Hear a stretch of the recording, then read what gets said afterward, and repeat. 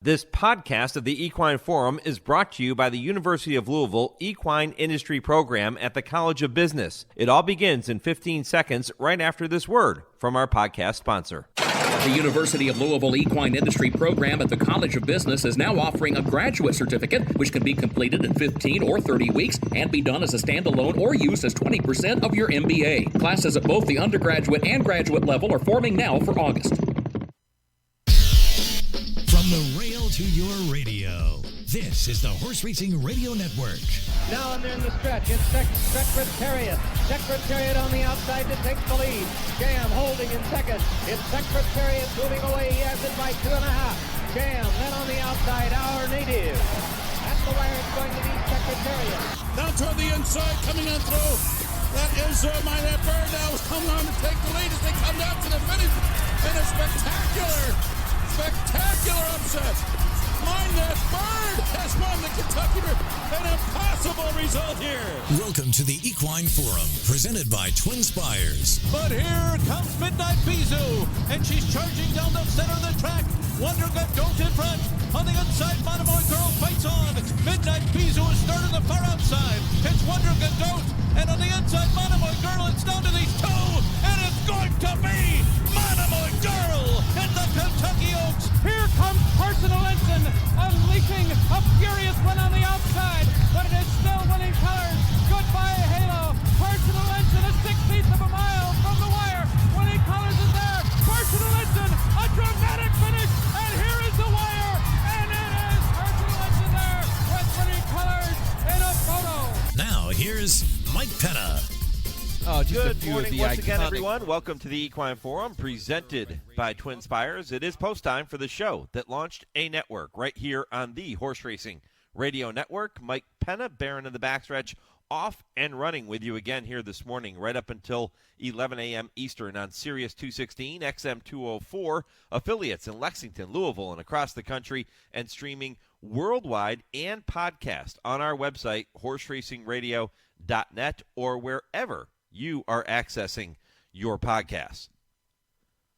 Well, the 149th Kentucky Derby continues to edge closer. We are now just about 14 days away. As a matter of fact, if you want the exact countdown, we are 14 days, 10 hours, 42 minutes, and 49 seconds away from the Run for the Roses, Saturday, May 6th. And that also means that we, here at HRRN, are only 10 days away from kicking off a full slate of Derby Week programming for you, live from Churchill Downs, with the first of 3 Derby Countdown shows, which you can hear each morning during Derby Week from 8 to 10 a.m. Eastern, starting Tuesday, May 2nd. Each of those shows, Tuesday, Wednesday, and Thursday morning, presented by our friends at Hillendale at Alapa, and all 3 are going to feature interviews with owners and trainers, breeders, handicappers, all to get you ready for the Run for the Roses. And speaking of the greatest 2 minutes in sports, Blood Horse's Byron King is going to be with me in the second hour of today's show at 9:20 Eastern to discuss his latest Derby dozen that appears on Blood Horse.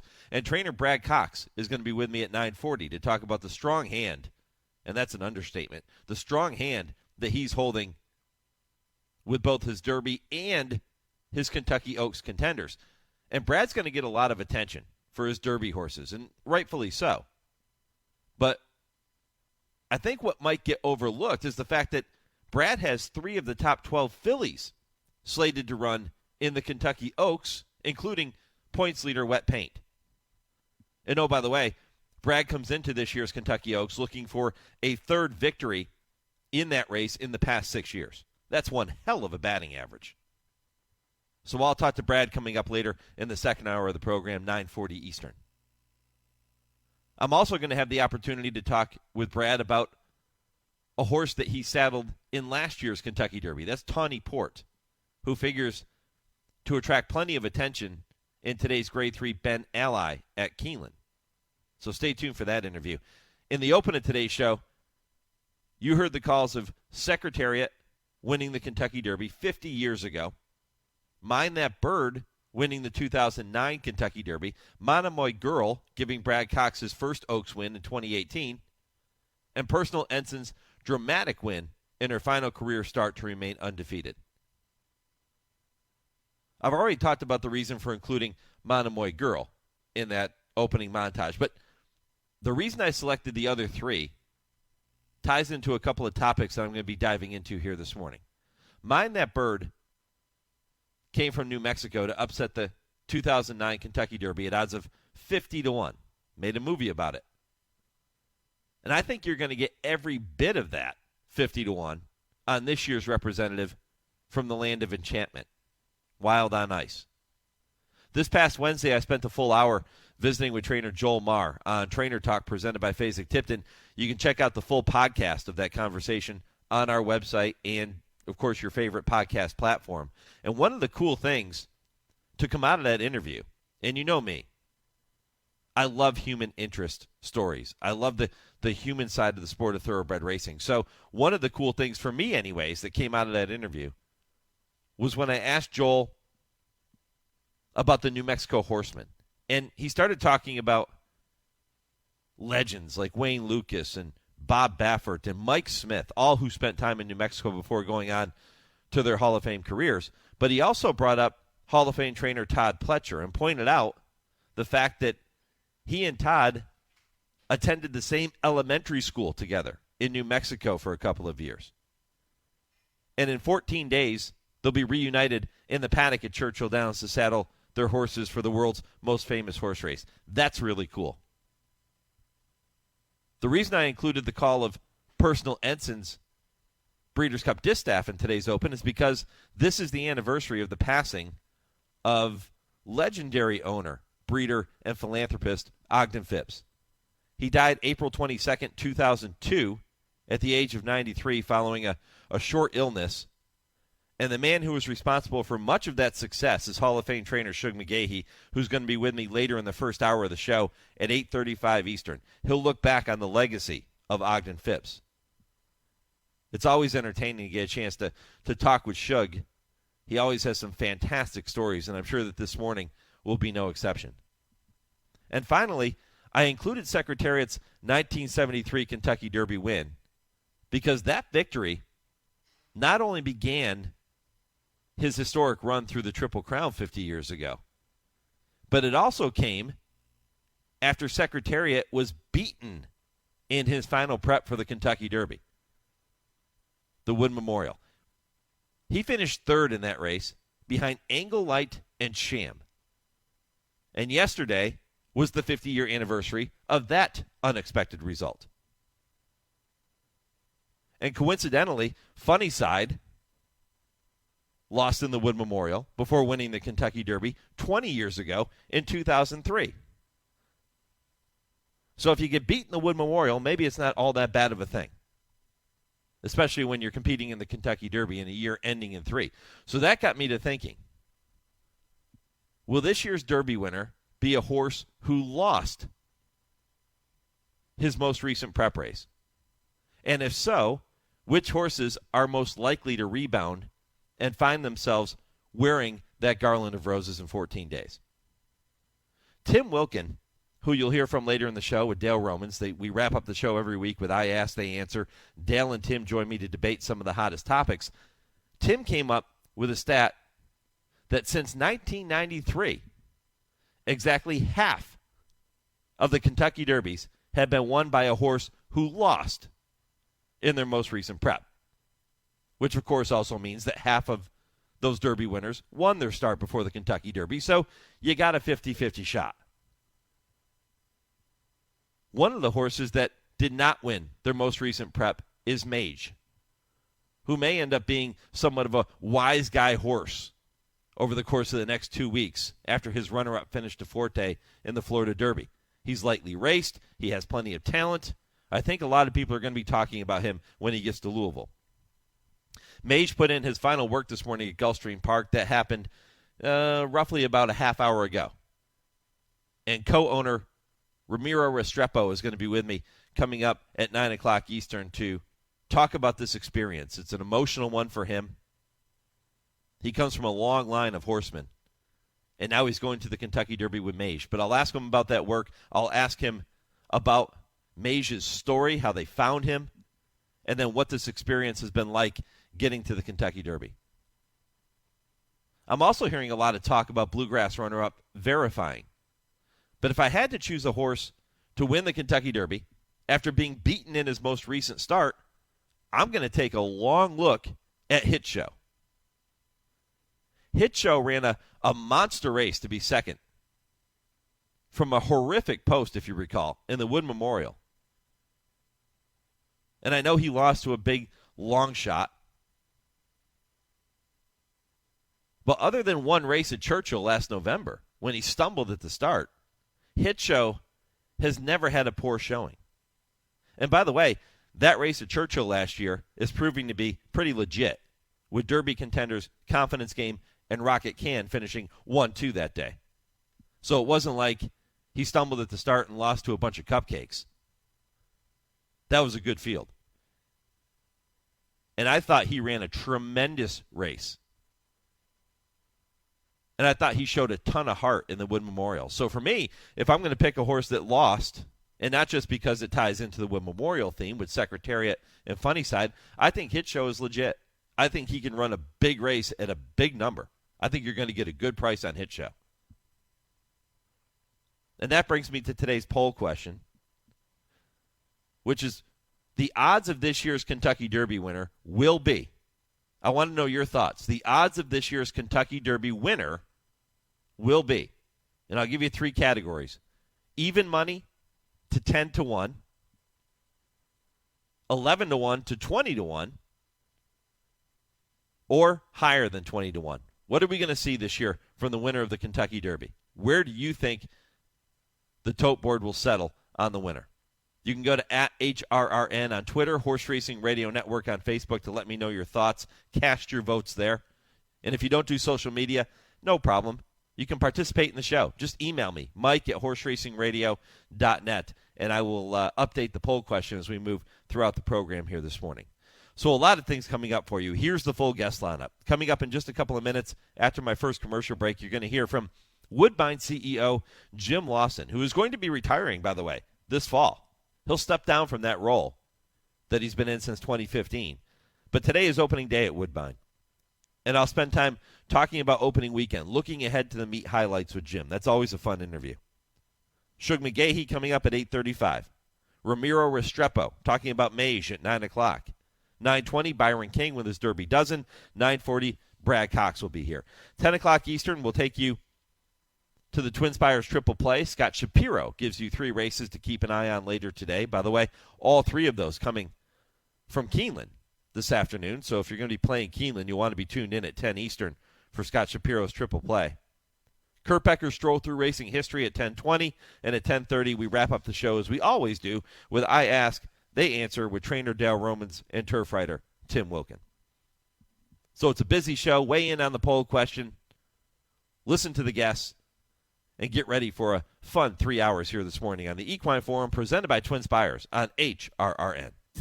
Race to TwinSpires, where you can unlock a $25 risk-free bet. Just use the code HRRN25 when you sign up. And if your first bet doesn't win, TwinSpires will refund your account up to $25. Wagering on the app is fast with free past performances, insider picks, and power plays every day you wager. TwinSpires. Download the app today to earn your $25 risk-free bet. Void where prohibited. For terms and conditions, visit TwinSpires.com. Must be 18 or older, 21 and older where applicable. For help with a gambling problem, call 1-800-GAMBLER. Racing fans, the Kentucky Derby is now just 2 weeks away, and live racing is back at spectacular Santa Anita with the beginning of our all-new Hollywood meet, which runs through Sunday, June 18th. Join us this Saturday for great racing and good times as the Grade 2 $200,000 Californian, an iconic stepping stone to the Grade 1 Hollywood Gold Cup, will be contested at 1 1/8 and we'll also have the Grade 3 Kona Gold at 6.5 furlongs for top sprinters. Bring the family on Saturday and every weekend throughout the Hollywood meet for our infield family fun zone. We've got pony rides, inflatable jumpers, and more. Get your package now at santaanita.com/events. And be sure to join us each Friday, as we'll again have free parking and admission, along with $3 beers and $5 margaritas, with first post time at 1 p.m. Our feature race this Sunday is the $100,000 Siren Lure Stakes for older horses at 6.5 furlongs down the Hillside Turf Course. Santa Anita, it's the great race place. Here with Joe Brown Brown Nicholson of Nicholson Insurance Agency. Joe, what would be a common misunderstanding between an insured and the insurance company? Mike, one issue is a policy condition that requires notification when an insured animal becomes sick or injured. Do you mean in life-threatening situations? Not just then, but if a veterinarian is called in for treatment other than routine care, take for example if a yearling colt gets his foreleg caught in a fence and tears the skin. The coat is stitched up and everything seems fine, but later the coat develops a systemic infection. Then there's a serious situation that the company knows nothing about. So the company needs to know even if it's not a life-threatening situation. That's right. It's a policy condition. The company has a stake in the health of the animal because of the existing insurance policy. The company might want to have its own vet examine the horse. In most cases, though, just a call or email is all that is needed. For all your equine and general insurance needs, including farm owners, liability, homeowners, auto, and more, contact Nicholson Insurance Agency at 859-224-7080. You gotta know Joe. It's that time of year again. The Keeneland Spring Meet is back. Make sure to pre-purchase tickets to join your friends and family for world-class racing at Keeneland. Gates open at 11. First post at 1 o'clock. Visit Keeneland.com for a full schedule of races and events. And be sure to download the Keeneland Race Day app before you go. See you there. You're listening to the Equine Forum on HRRN, presented by TwinSpires. As they come down to the final quarter in the Queen's Plate, the Minxter, Ironstone, and here comes the filly, Moira, and she's exploding down the outside, and in the blink of an eye has raced to the front, and it's Moira out in the lead 2 lengths, racing home his Hall of Dreams down the outside, but the mighty filly has devastated them, and the 163rd Queen's Plate is a big win for Moira. She is stunning, wins 6 lengths. Hall of Dreams second, Surface Shore third, Ironstone fourth, Dancing to Nail fifth, then Rondeau, Huntmaster, Duke of Love, the Minxter, Causing Mayhem, and Shumateur was last to 148. Robert Geller with the call on last year's Queen's Plate at Woodbine, won by Moira, who not only was brilliant in her campaign last year, it was a campaign that garnered her Horse of the Year honors in Canada. She received that Sovereign Award just a few weeks ago, so congratulations to all of those connections. It was a magical year of racing at Woodbine in 2022, and this year, Woodbine opens its doors this afternoon for the first of 133 racing dates, 39 graded stakes, more than $17 million in purses set to be offered. The only difference, or at least one of the main differences, is the fact that when you talk about the winner of that Canadian version of the Kentucky Derby this year, you can't call it the Queen's Plate. For the first time in 70 years, it will now be the $1 million King's Plate, and that will take place on August 20th. Just one of several outstanding moments set to come your way at Woodbine this year, and nobody knows that better than Jim Lawson, who is the CEO of Woodbine Entertainment, and he joins me now. Jim, good morning. Happy opening day, my friend. Hey, Mike. Great to hear your voice and be on with you again. So, yeah, we're excited. It will be a great season again at Woodbine, and we're pumped to get going today. Yeah, so many great highlights. And let's start with that for a minute. The fact that the race will now be renamed the King's Plate. And again, I said for the first time in 70 years, it has been a while. But explain that to our listeners. Explain how that works. Well, the Queen's Plate, as it's been known for 70 years, was keeping consistent with tradition, which was to be named with the current monarchy. It started in 1851. That's the longest continuously run stakes race in North America, Mike, and it started with Queen Victoria donating a plate as the prize for the winning horse in the Queen's Plate in 1951, and then when the King took over in 1901, I think we had the King's Plate for 50 years until 51 or 52, and then Her Majesty, with the passing, tradition would dictate that it went back to the King's Plate, which it's going to this year for the first year. And since that time, so 70 years, you had it right. And it's going to be on Sunday, August 20th this year. And we're keeping with the the timing of it in August that we were really forced to do as a result of the pandemic. It's turned out to be a great thing for our horses in terms of getting more horses ready to go 1.25 miles by August, and our trainers love it, and it's worked well from a wagering standpoint too. So it's we're excited to have that King's Plate for the first time in 70 years. Opening day in any sport, Jim, is always special, whether it's Major League Baseball or the NFL or the CFL, whatever it might be. It is always a very special day. So what's the vibe like at Woodbine here this morning as we look ahead to the first of 133 days of racing?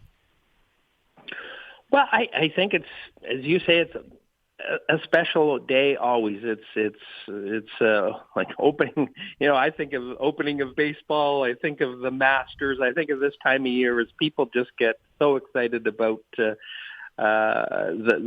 sporting event as the weather turns to nice spring weather, and that's what we've had in Toronto. We've had warm weather. We had some rough winter weather this year, so it's slowed down the training, but we still we have 9 races today and average field size over 7, which is decent for particularly with the weather we've had. And there's just a buzz in the air. As all you have to do is hang around the backstretch and appreciate that buzz and the excitement to get going. And we've got, as I said, a full slate. We've got our star jockeys back and the trainers, and it's fun. And people who love racing, they'll be out there today. Walk me through some of the other meet highlights that folks can look forward to over the course of the next few months. Well, as you mentioned at the outset, Mike, we've got 39 graded stakes this year, including 5 grade ones. I think it's the highlights for me are just the community. We've got Kazushi Kimura comes back after a very successful winner at Santa Anita, where he won a grade 1. Rafael Hernandez, who won the most stakes. There's a young apprentice who's riding today. I noticed in a few races, Sophia Vibes is they're expecting that there'll be a big year out of Sophia. She won 4 of 16 starts last year. And then in terms of the racing highlights, of course, the King's Plate and the races leading up to that, including in Canada, we seem to always have a big battle between the boys and the girls at the King's Plate, as Moira proved last year and prevailed. But so that will be the Woodbine Canadian Oaks 3 weeks before the plate, along with the plate trial, and then. Heading into August, there's no better racing weekend than our mile weekend, with featuring also the summer stakes in the Talma, all winning your in races for the Breeders' Cup, and so it's an action-packed year with the number of stakes races we have, and our turf course attracts a lot of horses, as you know, from south of the border, and now that the Tapeta, it's going to start to get very interesting with the Tapeta at Gulfstream and the new Tapeta coming in New York. I think we're going to find that a lot of horses will be headed north for our Tapeta course, especially those with good Tapeta form. They'll be looking for somewhere to run, and we have great purses. And so that's going to be an interesting thing this year, to see some of these Tapeta horses shipping in, especially those that have raced well on it at Gulfstream this winter. Yeah, it's a great point. And today's 9-race card on opening day, by the way, begins at 1:10 p.m. Eastern, so make sure you take note of that and get out and handicap that card at Woodbine Entertainment. Jim, 11 days ago, you made an announcement that took me by surprise, certainly, and I'm sure it took a lot of people by surprise, that in 2015 you began your role as CEO of Woodbine Entertainment, but that will come to an end in the fall this year. You're going to step down and get on to some other things in your life that you maybe haven't had the time to do. So first of all, congratulations on a remarkable career in that position, and all the best going forward. But tell me about that decision. Oh, thanks, Mike. Appreciate the kind words. It's something that I've targeted for about a year and a half. After the announcement, and Woodbine put out a nice press release, my my wife Sue said to me, she said, "Boy, they're making a lot of big news about you stepping down." She said, "I guess I don't think much of it because I've known about it for a year and a half," which is something that I turned 65 in August, and I always targeted for myself that would be about the right time to step down and as I said, hand the reins to a new person that can move the organization forward. I believe that there is a time where you need some new blood, and I think it was right for me.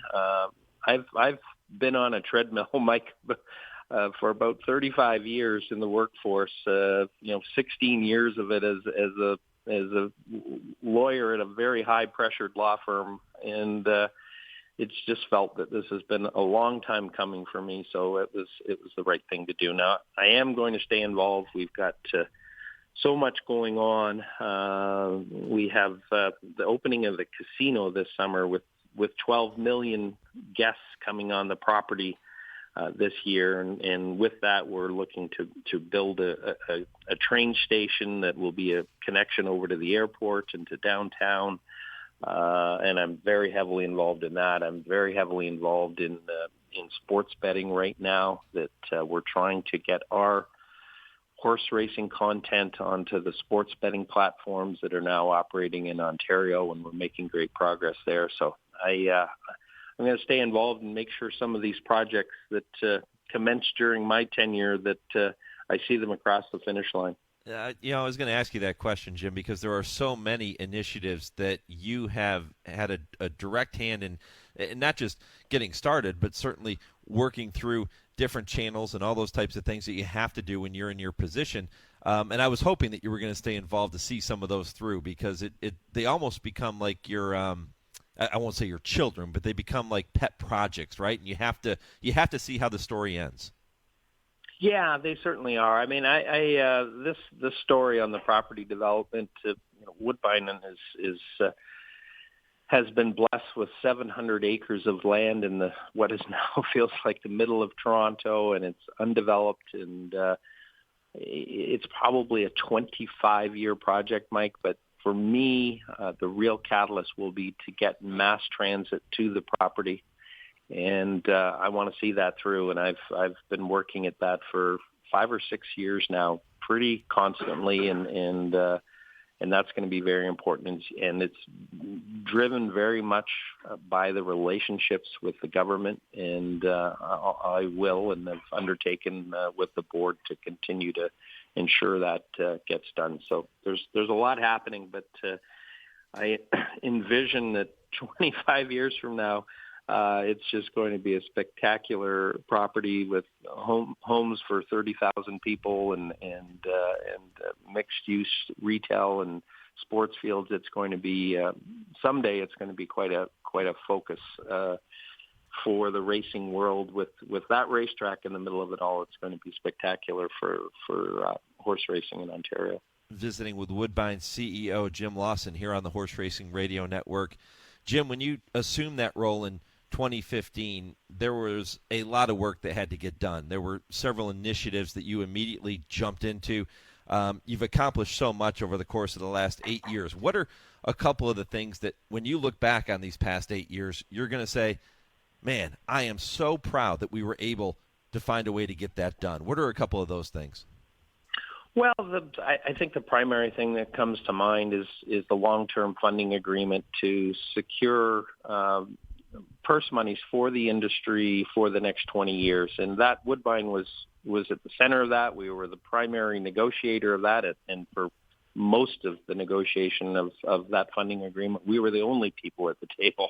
And it was a wonderful thing to do, to give the breeders and the owners the confidence that purse money would be there for the next 20 years, and we will have a strong industry in Ontario for that period and beyond. And that's probably number one. From a racing standpoint, it probably fell on a little bit of deaf ears with the composition of the board that we had when I took over as CEO, but I had been the chair, and I stepped in and I said, one of the things I want to do is, and this was primarily at the time and continues to be the right solution, to move the harness racing track to Mohawk and make it a year-round track. And we spent $10 or $12 million upgrading the facilities at Mohawk, and at the same time, we took that former harness racing track and built the inner turf course at Woodbine, and it's been great. I believe Mohawk has moved to number one in the harness racing world, and it is on many measurements. And our turf courses at Woodbine, having the luxury of that 1.5 mile EP Taylor course and the 7 furlong inner turf course, has again really set up Woodbine for the future. And those are a couple of things, along with the property development, the way it's kickstarted with the music auditorium opening this summer and the hotel track side. It's just we've moved the ball a long ways downfield, Mike, to borrow from another sport, and technologically we came through the pandemic. That was another highlight. Woodbine did a great job of keeping people safe, and while we were doing that, we upgraded and moved our technology and our HPI system, and I think it's second to none too in terms of our broadcasting, our simulcasting, and our technology, along with our AI that we developed 4 years ago. It's been a good run of a lot of highlights, and those are some things that I've been associated with that I'm very proud of as we move on and hand the reins to that new CEO. Yeah, and you should be. Jim Lawson has left Woodbine much stronger, much better than he found it in 2015, and I know that will continue into the future. Jim, we're going to talk again before you wrap up your tenure in the fall. I can promise you that, and we'll get a chance to talk about the way you envision the future unfolding for Woodbine and for the sport of thoroughbred racing as a whole. We will do that again, but in terms of this morning, enjoy opening day. Really appreciate the conversation as always, and enjoy this final meet, my friend. Thanks, Mike. Love being on again, and we'll talk to you soon. And enjoy racing this weekend. All right, all the best. Jim Lawson, the Woodbine CEO, and again, that tenure comes to an end in the fall, but what a job he's done over the course of the past 8 years north of the border. All right, time now for your Legends of the Turf segment, then a short commercial break. When I come back, Hall of Famer Shug McGaughey joins me to look back on the legacy and the life of the late Ogden Phipps. That's next here on the Horse Racing Radio Network. But first, your Legends of the Turf. There have been match races and there have been match races in thoroughbred racing. Some have fizzled, some have turned into classic confrontations of the equine sport. On October 20th, 1923, there was one that by anybody's measure or means falls into the latter category. On that date in the Roaring Twenties at Belmont Park, 50,000 patrons were amassed beneath a brilliant yellow sun on a mild autumn day, with Mother Nature having reached down with tender tendrils to paint the surrounding countryside in the brilliant hues of the season to see a horse race. There had been large crowds at Belmont in the past, but never of the size of the assemblage gathered on that day. This one came filled with patriotism and the sporting instinct. It was an event amongst events. The enormous crowd was overflowed from the clubhouse into the grandstand and on out across the lawn, and provided the exclamation point to one of the greatest spectacles in all the annals of sport. The purse was $100,000, the racing surface muddy, and the combatants were the great Zeb, Harry F. Sinclair's American standard bearer, to be piloted by the redoubtable Earl Sandy, and the superb British representative Papyrus, with Steve Donahue handling the lines. Zeb went posted at 4 to 5, Papyrus even money. Papyrus had several excellent workouts since arriving in America. Zeb had not been at his best of late, having incurred a skin ailment, but on this day, in this race, they both performed like the champions that they were. From a standing start, Papyrus got away very quickly, jumping on out to a 1.5 length lead before the two had gone a single furlong. Zeb, slow to settle into stride, made up the ground quickly and dropped down along the rail under Sandy. By the time they had gone a quarter, Zeb had gained the lead and was full of run. Sandy took a strong hold and was rating his mount nicely. At the half-mile marker, it was Zeb by a length, and on down the backside they went in the 10 furlong race with Donahue on Papyrus asking his stalwart for just a bit more, while Sandy, in turn, let out a notch on Zeb, holding on to a one-length lead as the two thundered into the far turn.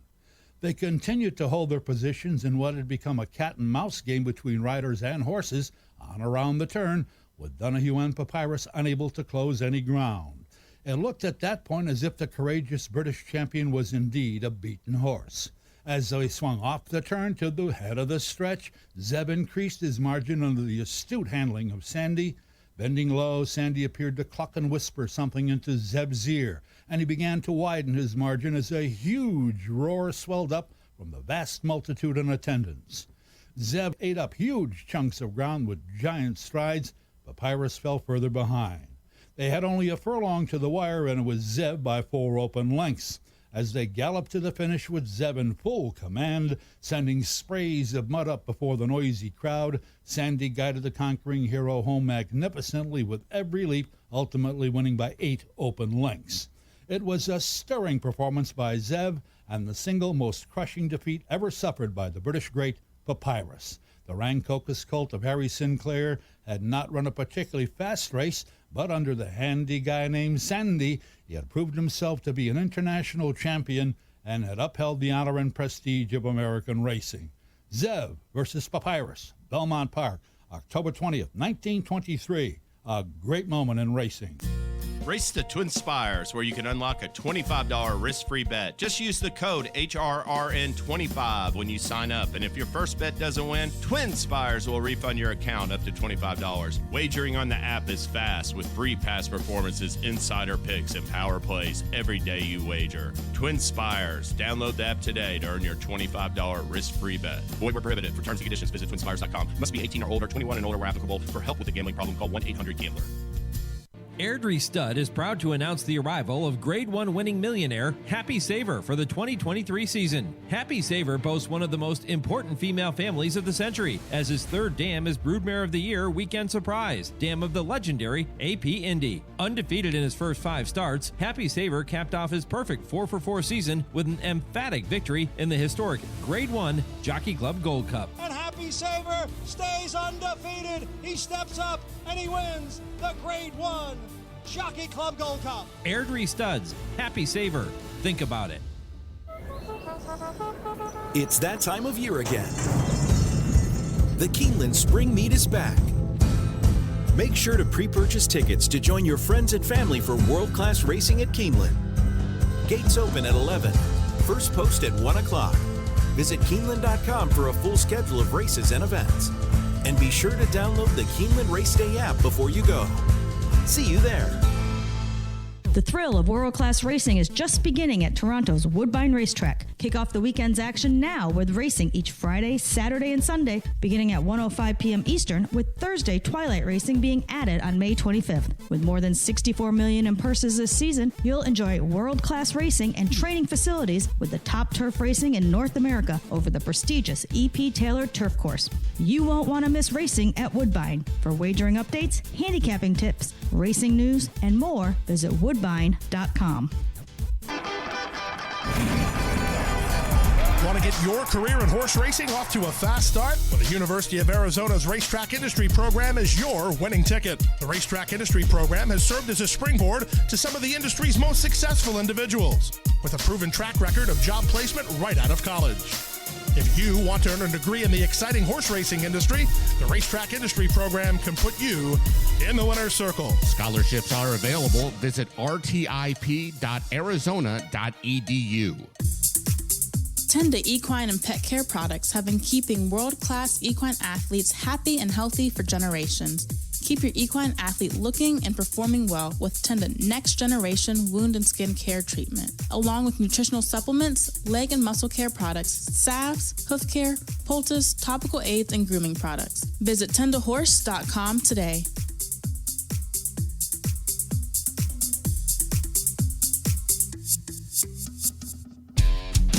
You're listening to the Equine Forum on HRRN, presented by TwinSpires. Clever Trevor will not give up as they approach the top of the stretch. Easy Goer still second, and those two have opened about 6 on Shy Tom, moving up in third. Clever Trevor nearest the rail. Easy Goer on the outside. Those goes to approach the 8 pole. There goes Easy Goer. Easy Goer gets the lead. Easy Goer getting clear by 2. Clever Trevor second by 6. Shy Tom is third. Easy Goer, New York's horse of the year, has the lead in the Travers Stakes. Welcome back to the Equine Forum, presented by TwinSpires here on the Horse Racing Radio Network. 2 weeks after beating older horses in the Whitney, Easy Goer returned in the 1989 Travers Stakes to get the victory that day. And I've told you many times, that is a race and a horse that had a direct impact on drawing me into the sport of thoroughbred racing, and I'm so thankful for that opportunity. And 21 years ago today, we lost one of the great pillars in the sport of thoroughbred racing. That was Ogden Phipps, the owner of so many great horses with the black and the cherry cap, and nobody knows that better than Hall of Fame trainer Shug McGaughey, who had a hand in making all of those horses so fantastic. And he is with me now here on the Horse Racing Radio Network. Shug, good morning. Good morning, Mike. How are you today? Doing really, really well. I thought it was appropriate that we spend a few minutes remembering Ogden Phipps on this day, this anniversary of his passing, Shug. And, certainly when you hear the name Ogden Phipps, I'm sure it resonates with you. What things come to mind for Shug McGaughey when he hears the name Ogden Phipps? Well, obviously, Mr. Phipps and his family kind of really gave me my adult life and the opportunity they gave me to train these horses at a fairly young age, 37, 36. It was obviously a great thrill for me, and people that weren't around Mr. Phipps as close as I was just didn't really understand, what kind of a man he was. And he was one of the greatest people that I've ever been around or ever encountered. And he was kind of shy, probably from his, from his upbringing as a wealthy young kid. And, but he loved his horses. And I remember when I went to work here, his son Denny told me, my father loves two things, his horses and his boat. And, but he got a great kick out of the horses. He loved them and, loved watching them, perform. He loved coming out in the morning and sitting at the barn at Belmont Park or at Saratoga, and big Saratoga guy. And, you just couldn't get me to say enough about what a man he was and what he meant to me in my life.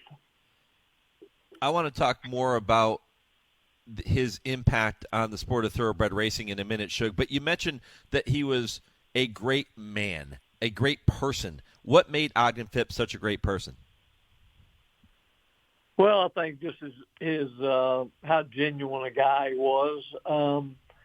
He was a very caring guy in his own way, and he was very genuine. He included us when he didn't need to in a lot of different sort of activities. And, he, like as I say, he'd come out here in the mornings and, he'd sit in his chair and you could kind of joke around with him. And he loved, when he was able, loved to walk down through the barn and he'd feed, some of his favorites, peppermint. You didn't know it. He had something.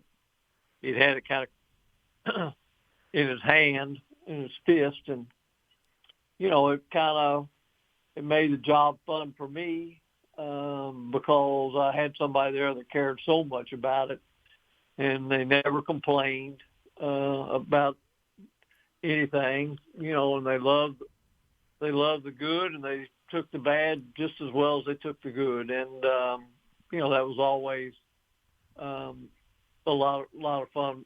Made my job a whole lot easier.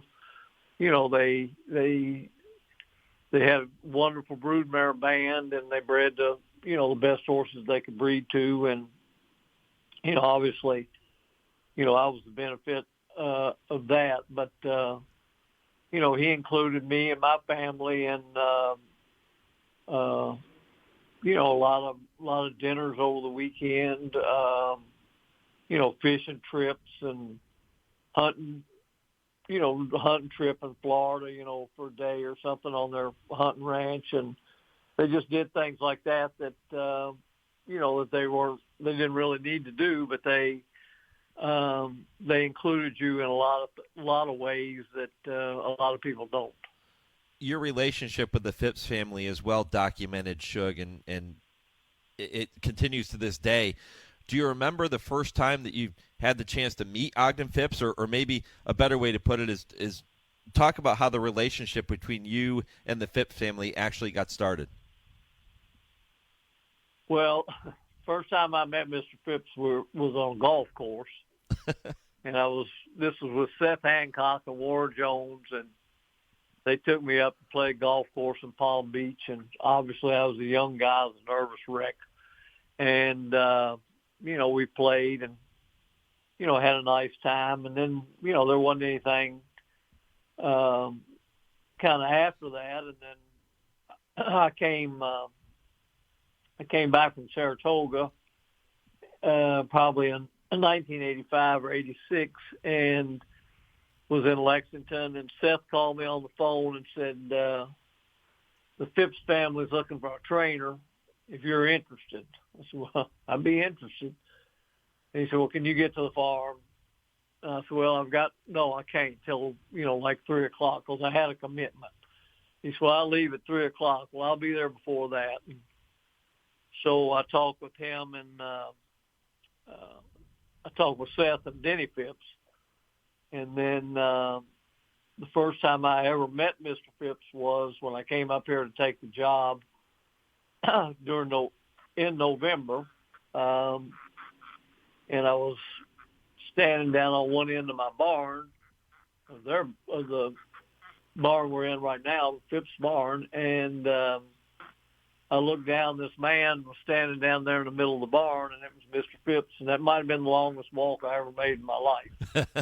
But, you know, then the relationship just kind of took off from there. I remember, you know, we got to Florida, and he called me one day on the phone and said, why don't you come up here and eat dinner with me, and next day we'll go to up to Ocala. All the young horses were up in Ocala then. So, you know, I was scared to eat dinner with him by myself. So I said, well, why don't I just drive up early in the morning? A little while later, he called me back. He said, well, I'm going to have Warren Jones and his wife, who I was comfortable with, friends with and comfortable with. So I met them up there, and you know, we had dinner, and then we flew to Ocala the next day to see the babies. And you know, the more I was around him, the more the relationship became a relationship. Even though I was still, you know, employed as the trainer, but you know, they didn't really act like that's what you were. You know, as things went on, they kind of acted like you were more of a friend.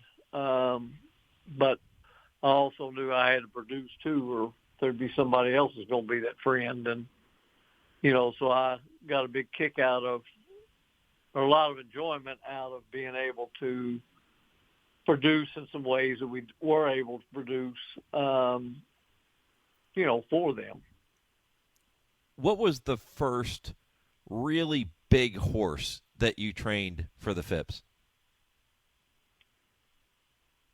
Well, probably out in Polish Navy. Yeah. He broke his maiden, and he had some skins, and I had to give him some time. And then we, you know, brought him back I ran him as a 2-year-old that fall. I think he got beat with second, and then we kind of went from there. He won the Champagne, and then we took him to the Breeders' Cup. He got beat out there, but that was my first experience with the Breeders' Cup. And then, you know, he had a good 3-year-old year, and was retired to stud and at Claiborne, and you know, kind of all went from there. Shug, if you're going to kick back on the porch and you're going to have a glass of wine and you're going to reflect upon all of those great moments you had with Ogden Phipps and the Phipps family, what are a couple of the the moments that are going to immediately come to mind and you're going to say, my goodness, if I could ever go back and relive that moment, I would love to do it? Well, I think Easy Goer winning at Belmont, it was first classic win for me. It was the first classic win for Mr. Phipps. And, just kind of, that was a huge day for us all. We got beat in the Derby, we're second. Then we came back in the Preakness, which was a great race, got beat a nose. And, I was disappointed we got beat, but I sure wasn't disappointed in effort. It was, the horse gave everything he had. And, and they understood that part of it. Also, with Personal Instant winning the Breeders' Cup at Churchill that day, on a day I don't think she really ran her best race, but it was a great race. She beat a very, very good horse in winning colors and on a racetrack that she really liked, and she'd gotten on an easy lead. And to be able to retire, undefeated, 13 for 13 and going through that campaign and, not kind of ducking. We ran grade ones all year and ran against the Colts and the Whitney. And, that was a huge day to be able to pull that off. It was my first Breeders' Cup. It was Mr. Phipps's first Breeders' Cup. So, those would have been a couple of them that don't need explaining. They were there. So, yeah, they were huge days. Yeah, so many wonderful memories and great moments, and that relationship between Shug McGaughey and the Phipps family continues to this day. And Shug, I know you're very proud of that, and you should be. It's like a big family now, and it's to have that relationship last for so long and at such a high level is pretty special in any sport, but certainly in thoroughbred racing. And man, I can't thank you enough for spending a little time to look back on Ogden on this anniversary of his passing. It was a great conversation, Shug. I really do appreciate it. Well, Mike, thank you. I just can't express enough what the Phipps family has meant to me and my family, not only personally but on a professional basis too. They were first class in every way you could possibly be, from Mr. Phipps all the way down to Ogden and Daisy and Mrs. Phipps and Lily and Samantha have all been as nice to me and as professional to me as you could possibly be. And, I appreciate it every day. And if you look up first class and professional when it comes to thoroughbred racing, you're also going to see Shug McGaughey's name right there next to the Phipps's as well. Shug, appreciate it, my friend. All the best going forward, and I'm sure I'll get a chance to see you here before too long, my friend. Thank you. I hope so in the next couple of weeks, Mike. Thank you. You got it. That's Hall of Famer Shug McGaughey, remembering Ogden Phipps and the entire Phipps family, and what a relationship that's been. How cool is that story about Shug meeting Ogden Phipps for the very first time and having to walk down and meet him? You could see him at the other end of the shed row, and he said probably the longest walk he's ever made in his entire life. But so many great moments, the black silks, the cherry cap, and they will continue as Shug and the Phipps continue on with that legacy going forward. All right, when I come back, it is time for Bobby Neuman's edition of Calling All 3-Year-Olds, presented by Spendthrift. I'll get you ready for hour number 2, which is loaded with more Kentucky Derby conversation and Kentucky Oaks conversation, by the way. That all comes next. I'll tell you all about it. This is the Equine Forum on the Horse Racing Radio Network. HRRN is proud to bring you the Derby Countdown, presented by Hillendale at Alapa. Bobby Neuman and Jude Feld will broadcast live from the backstretch at Churchill Downs and bring you interviews with jockeys, trainers, owners, and other racing insiders. Plus, keep you informed with track reports and up-to-the-minute news leading up to the Kentucky Derby. The Derby Countdown, presented by Hillendale at Alapa, Tuesday through Thursday of Derby Week, 8 to 10 a.m. Eastern. Go to horseracingradio.net for channel information or to listen live.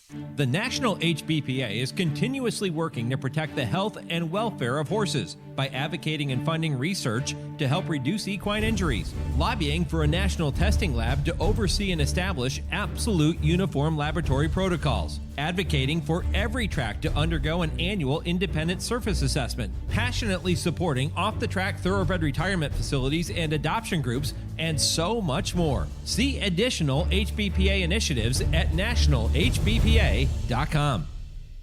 In honor of all those we've lost to cancer and those still fighting and thriving, like basketball analyst and cancer champion Dick Vitale. I want to beat cancer. I'm going to beat it. That's no doubt in my mind. I'm going to win this battle. Defeating cancer will take all of us. Join our team to help fund game-changing research that saves lives. At the V Foundation, V is for victory over cancer. V is for victory over the odds. V is for victory over health disparities, victory over setbacks, victory over the unknown. V is for victory over giving up. Don't give up. Don't ever give up. Donate to the V Foundation to join our team and help save lives. Cancer can take away all my physical abilities. It cannot touch my mind, it cannot touch my heart, and it cannot touch my soul. 100% of donations fund game-changing cancer research. Donate now to the V Foundation at v.org. I'm William Shatner. I've been around a long time, but I'm truly humbled when I see the real battles our brave, paralyzed veterans have faced defending our freedom. I was on a routine patrol, and we were in the desert of Kuwait, and the vehicle flipped and landed on top of me, which left me paralyzed from the waist down. Okay, folks, this is heroism. That's why I'm proud to support Paralyzed Veterans of America. Go to pva.org to learn how you can make a difference. Hi, this is jockey Brian Hernandez. For me, there's no bigger thrill than crossing the finish line in front, and nobody captures the excitement of our sport like Horse Racing Radio Network. Each week, HRRN brings you exclusive talk shows, podcasts, and in-depth conversations with the biggest names in racing, jockeys, trainers, owners, and more. Plus, HRRN is committed to helping disabled riders through their support of the PDJF. So climb aboard a winner today by visiting horseracingradio.net. You're listening to the Equine Forum on HRRN, presented by TwinSpires. They're all in line. And they're off. Spendthrift Farm presents Calling All 3-Year-Olds with Bobby Neuman. Well, all of the races offering points toward the 2023 Kentucky Derby are now in the books. There were 48 in all, starting with the Iroquois for 2-year-olds at Churchill Downs last September and concluding with the Grade 3 Lexington Stakes at Keeneland last weekend. Despite the Lexington only offering a total of 40 points spread out to the top 5 finishers, there was a lot of attention on the race. First off, Brad Cox's First Mission was coming off a resounding maiden win and was sent postward as the 2-1 choice. He stalked the early pace of Arabian Lion, dove inside at the top of the stretch, and gutted out the win, eventually wearing down the pace setter to score by a half a length. First Mission doesn't have enough points to run in the Kentucky Derby and will likely be pointed to the Preakness. There are no immediate plans for Arabian Lion, who wouldn't be eligible for the Derby even if he had enough points, since he's trained by the still barred Bob Baffert. But it's third-place finisher Disarm where things get interesting. He had 40 points going into the Lexington and needed a first, second, or third-place finish to give him enough points to move into the top 20 on the Kentucky Derby qualifying list, thus guaranteeing him a spot on the first Saturday in May. So despite being no threat to the top 2 in the Lexington, his third-place finish was just enough, getting him into the Derby and knocking Jace's Road down to 21st. In addition to Jace's Road, the horses just outside the top 20 and hoping for late defections include Skinner, Cyclone Mischief, Major Dude, and Mandarin Hero. As of now, connections for all of the top 20 have Derby dreams, and that's bad news for these bubble horses. But you never know, and there are still 2 important weeks of training and maintenance between now and Derby Day. I'll be back with this week's top 5 list right after this word from Spendthrift. Spendthrift Farm introduces new for 2023 Classic winner Mo Donegal. A leading 2-year-old of his class, Mo Donegal won the Grade 2 Remsen Stakes to close out his juvenile campaign before going on to win the Grade 2 Wood Memorial and Grade 1 Belmont Stakes as a 3-year-old, joining Nyquist as Classic winners by Uncle Mo. And it will be Mo Donegal to win the Test of the Champion, the Belmont Stakes. Mo Donegal became the first horse this century to capture New York's prestigious Remsen at 2 and Wood Memorial at 3. Mo Donegal, the newest Classic winner, standing at Spendthrift. This week's top 5 list of Derby contenders looks like this. Number 5, Derma Sotogake. The Japanese-based runners have been dominating worldwide, and he looked fantastic in Dubai. Number 4 is King's Barnes. He hasn't done anything wrong yet and showed his versatility in the Louisiana Derby. Number 3, Practical Move. The Santa Anita Derby winner just keeps firing big shots. Number 2 is Tapik Trice. He's shown tons of versatility and looks like he can run all day. And number 1 is the Todd Pletcher trainee Forte. The 2-year-old champ showed his grittiness in the Florida Derby. Next stop is Kentucky. That's your Calling All 3-Year-Old segment presented by Spendthrift, the Breeders' Farm. 14 days, 9 hours, 45 minutes, and 15 seconds away from the Run for the Roses Saturday, May 6th. Don't forget our Derby Week coverage begins Tuesday before the Kentucky Derby. You can tune into the first of 3 Kentucky Derby countdown shows, Tuesday, Wednesday, Thursday mornings. Those all presented by Hillendale at Alapa. And Bobby Neuman, Jude Feld will be with you every morning to interview owners and trainers and breeders and handicappers to get you ready for the Kentucky Derby and the Kentucky Oaks. We'll have plenty of conversation about the ladies over the course of those 3 mornings, too. So make sure you're locked in. You can visit horseracingradio.net for a complete listing of affiliates, SiriusXM channel information, which is different from the channels you're listening to right now. And you can listen online as well on our website at horseracingradio.net. And don't worry if you can't catch those shows live every morning from 8 to 10 a.m. Well, all you have to do is listen to the podcast afterwards, because all 3 shows will be available for you afterwards as a podcast. You can listen at your leisure to get you ready for the Run for the Roses.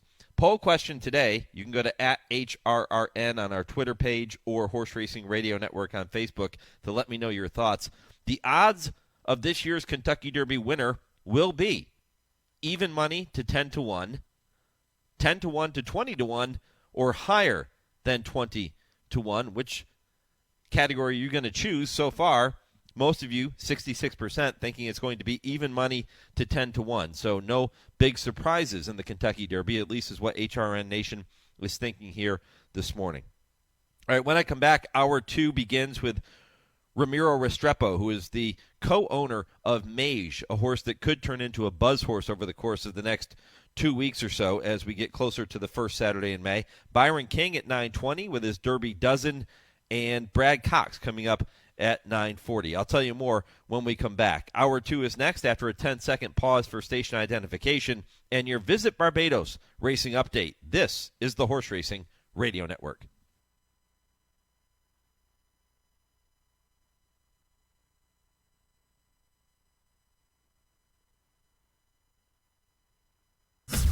Five graded stakes and a Grade 2 steeplechase top today's racing calendar. At Keeneland, Channel Maker is back to defend his title in the Grade 2 Elkhorn. His main competition is likely to come from the Mike Maker-trained duo of Red Knight and Valve Engineering. A win by either of those runners would give Maker a 5th win in the race, making him the all-time leading trainer in Elkhorn history. Skippy Longstocking squares off against 6 rivals as the 7-5 morning line favorite in the co-featured Ben Ally.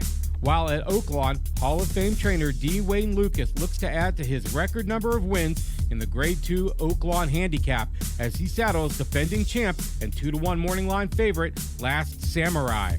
At Santa Anita, Bob Baffert's The Funded will attract plenty of attention in the Grade 2 Californian, and Brickyard Rod looks to go back-to-back in the Grade 3 Kona Gold. And that's your Visit Barbados racing update brought to you by Barbados Tourism. Learn more at visitbarbados.org. If you've been waiting to discover that sweet spot where peace of mind meets the time of your life, then it sounds like you've been waiting on Barbados. You've been waiting to experience a meal that makes you book a flight to have it again. You've been waiting for adventure in the sun, from the majesty of horse racing and polo to the thrill of surfing our playful waves. From the moment you set foot on the island, you will realize Barbados is exactly what you've been waiting for. Visit jetblue.com/Barbados for special vacation packages. This is the Equine Forum, presented by TwinSpires. Welcome back, hour 2 of 3. Barreling toward the middle of the show here for you. Mike Penna, Baron of the Backstretch. This is the TwinSpires Equine Forum every single Saturday morning, 8 to 11 a.m. Eastern, and Hour 2 begins with Ramiro Restrepo talking about Mage making his way to the Kentucky Derby. The Florida Derby runner-up is likely to be a buzz horse as we get closer to Louisville. Byron King coming up at 9:20 from Blood Horse with his Derby Dozen, and 9:40 trainer Brad Cox is going to be with me to talk about his strong hand he's holding, not just in the Kentucky Derby, but the Kentucky Oaks as well. Brad has 3 of the top 12 in the Oaks point standings, including the points leader, Wet Paint. The TwinSpires Triple Play with Scott Shapiro comes up at 10 o'clock. 10:20, Kurt Becker takes you on his weekly Stroll Through Racing History. And at 10:30, I Ask, They Answer with trainer Dale Romans and turf writer Tim Wilkin. They'll debate some of the hottest topics, including, is this the year that we see a horse win the Kentucky Derby that did not win his most previous start, his most recent prep race? Over the course of the last, since 1993, half of the Kentucky Derbies have been won by horses who did not win their previous start. So it's a 50-50 split. The other half going to horses that did win in their most recent start. We'll see if that is the case this year, and that would be music to the ears of Ramiro Restrepo and the entire team with Mage, the Florida Derby runner-up. And Ramiro is with me now live from South Florida. Ramiro, good morning. Mike, good morning. Thank you for having me on. Yeah, really excited to talk about Mage. Now, Mage worked this morning, if I'm not mistaken, right around 7:30 or so? Yes, we're here at the barn now with the gratuitous bath pictures and videos for all of our partners and friends and family. So very excited with his work. He went in 101 and then out in, 101 and then 113 and 4 and galloped out a mile really strongly. So we're really pleased with the work. This was his big work. This was the big, the full pads and crowd simulation. But this is the big work for him. Fired a great workout. Everybody's happy, and hopefully, obviously, you want them to come out of the work as well as they went in, and then on to Louisville tomorrow. He leaves in the morning and hope to arrive at Churchill Monday in the wee hours. What will he do over the course of the next 14 days when he does get to Louisville? Right. I mean, he'll go out to the track early in the week, and we do hope to get one more easy, stretch your legs, light work over the track next week, and then just acclimate for the next 2 weeks. So he'll have one more work at Churchill, and just fingers crossed. At this point, we have all the priests and Buddhists and shamans and mystics giving all the blessings, and we're just hoping that everything stays as is and hope for the best. This has been such an emotional ride for you. And look, Mage comes into the Kentucky Derby off of just 3 lifetime starts, but his last one was fantastic in the Florida Derby when he's runner-up to champion Forte. Looked like he was going to win that race till Forte somehow found it within him to get to the wire first. That was an incredible horse race. But it's been emotional for you, Ramiro, from a family standpoint and your upbringing and the generations of horsemen that you come from. You had a post on April 10th on your Twitter page, and you said, "Grandpa, we made it into the Derby." And I thought that was spectacular. Talk to me about your family history and why this means so much to you. Sure. Let me compose myself for a second because you got me in the belly with that one. This is like a Roy Firestone moment. You know what it is, Mike? There's people who have had multiple generations at the highest level of racing, big families that you respect, completely. We come from a family that not necessarily won amazing races or trained the biggest strings, but one thing that they did is the dedication of time, effort, their lives to racing. My grandfather and uncles would say we were born on the backstretch and we're going to die there as well. Like, this is the commitment at the sacrifice of their children, time spent, giving their lives to these horses, and the horses being the most noble servants right back. I've witnessed it, relationships with my cousins and how their fathers, who my uncles, they had to go to the track to see their dad because they just lived at the barn. So I've been around it since I could crawl. On my end, I was a little more fortunate that we owned the racehorses, and obviously I got to see my mother more often because of that. She allowed me to spend some summers at Saratoga, so I got to be around the horses and be around my grandfather and my uncles, and got exposed to it at a very young age. So, being around this forever and knowing that this is a lifelong dream, since they got here from South America, from Colombia in the late 60s, Mike, I'm one of 20 plus cousins.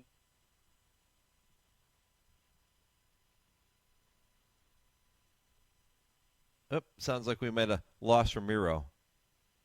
We'll get a chance to reconnect with him here and talk more about his family history and about what this means to him. Obviously a very special thing personally for him, considering where his family started, where they've come from, and now to see where they are going to the Kentucky Derby here is really, really cool. So we'll get a chance to reconnect with Ramiro and continue this conversation. But, there was a time when Ramiro, after graduating from the University of Miami, that was back in 2000, was not working in racing, but he always had his eye on the ball. He always kept an eye on racing, thinking maybe one day he'd get back there. He was running nightclubs and entertainment businesses in South Florida, and he pretty much dedicated himself to that profession. And then eventually decided, you know what, I need to be back in horse racing, and now it's all paying off for Ramiro, and it's a fantastic story. Ramiro's back with us now. I think we lost you there for a second, Ramiro, but you were talking about your family and what this means to you personally and to the entire family. I was just bringing up the fact that when you graduated from the University of Miami, you weren't even in horse racing at that point. You were away from the sport for a while, but you always had your eye on the prize. My family, on my mother's side, we got out of racing in the late 90s when I graduated high school in 96.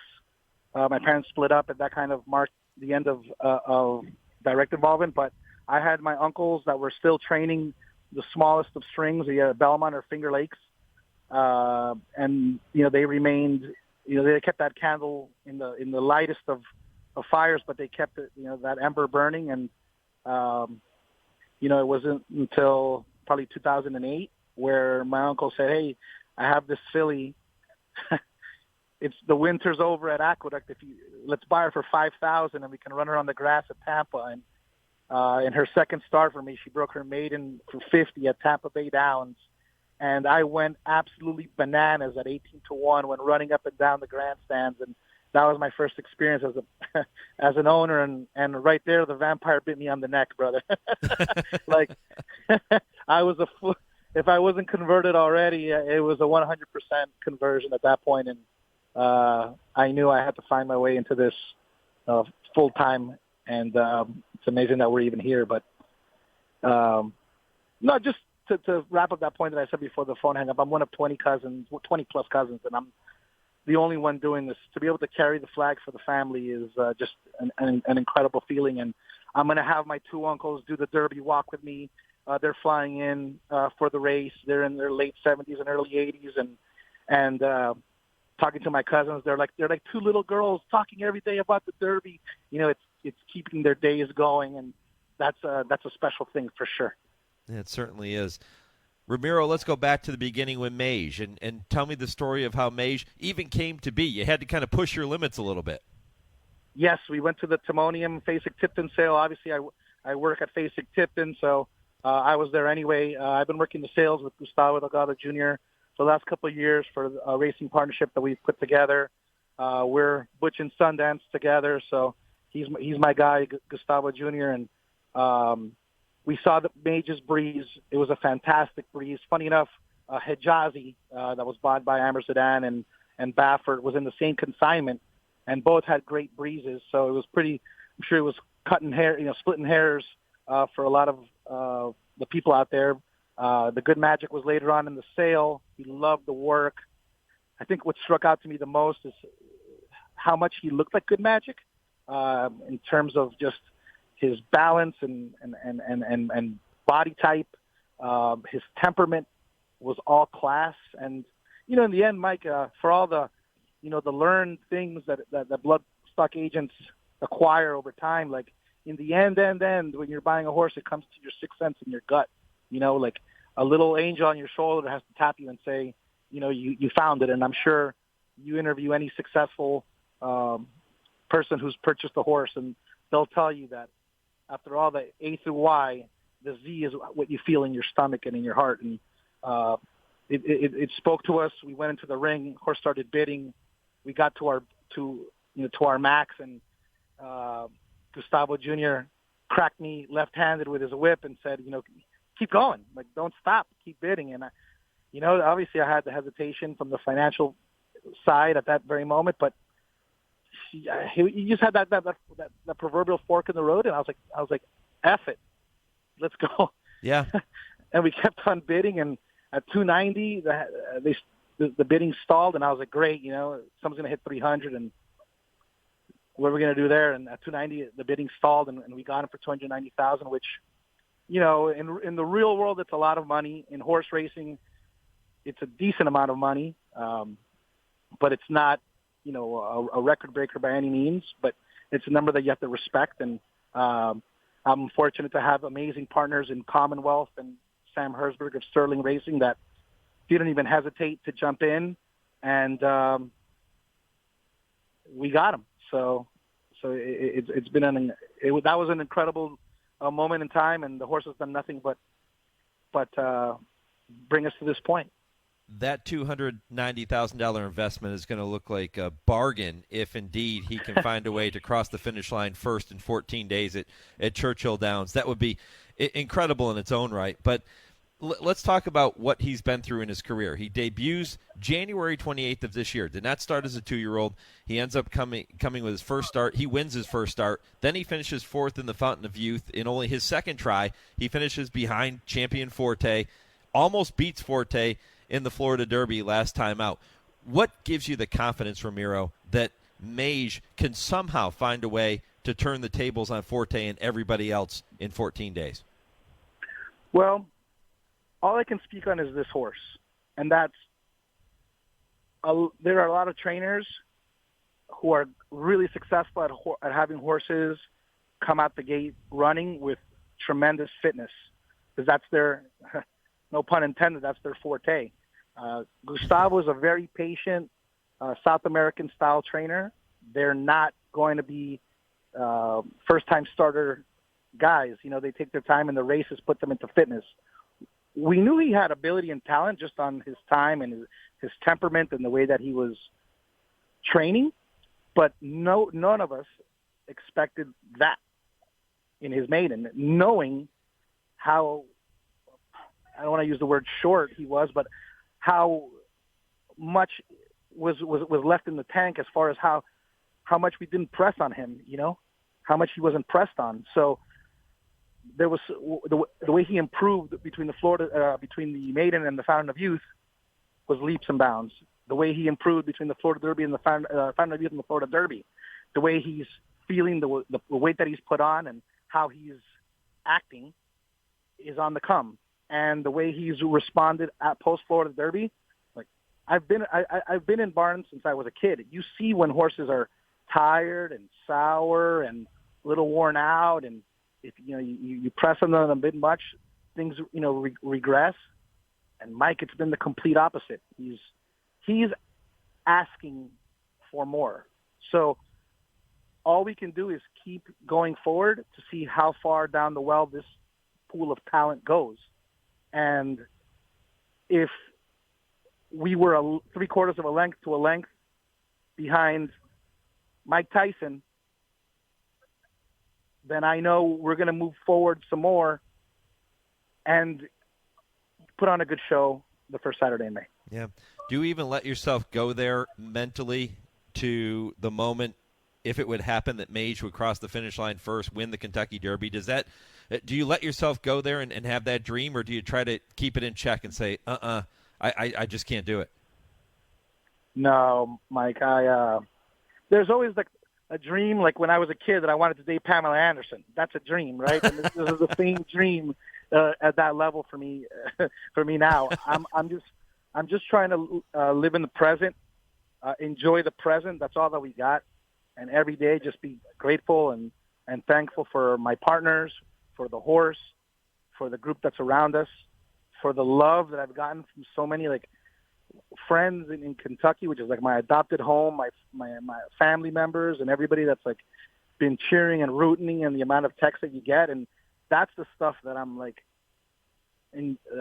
thankful for, grateful for, and dreaming about, is like feeling all that positivity and enjoying, like coming here now, watching him work, feeding him carrots, just enjoying the horse now. And I'm sure as the days get closer, I want to enjoy every day, of this ride, because what is it? 20,000 horses are born every year and 20 make it to the gate. How do you not just soak that in and be super grateful that you're in this position, right? And just enjoy, live in the present. And oh man, if we're blessed to win that race, you're going to see some celebratory fireworks.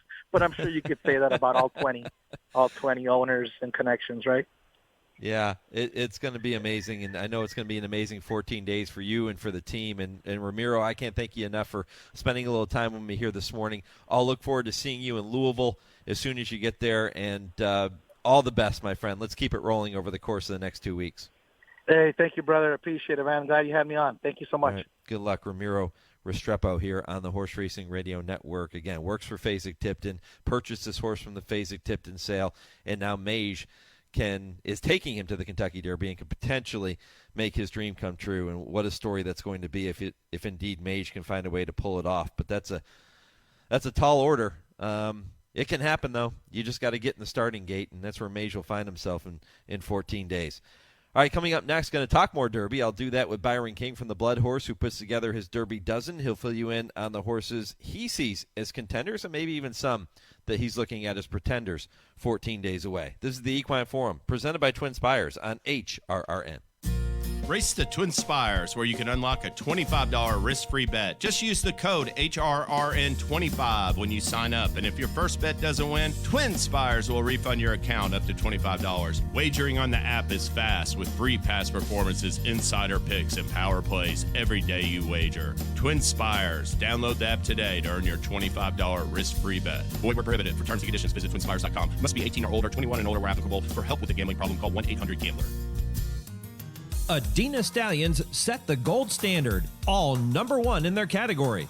Point of entry, the number one stallion by black type and greatest stakes winners standing in Canada. Oh, the classy point of entry would not be denied. Shaman Ghost, the number one second crop sire standing in Canada. It's Shaman Ghost, an overwhelming force in the last 16th of a mile. Signature Red, the number one stallion by percentage of black type winners standing in Canada. Signature Red won his second Highlander in a row. And Silent Name, the number one stallion by percentage of black type performers standing in Canada. A list that includes Grade 1 winner Silent Poet. Silent Poet in front, Admiralty Pier out the ground, but Silent Poet has won the Highlander Stakes.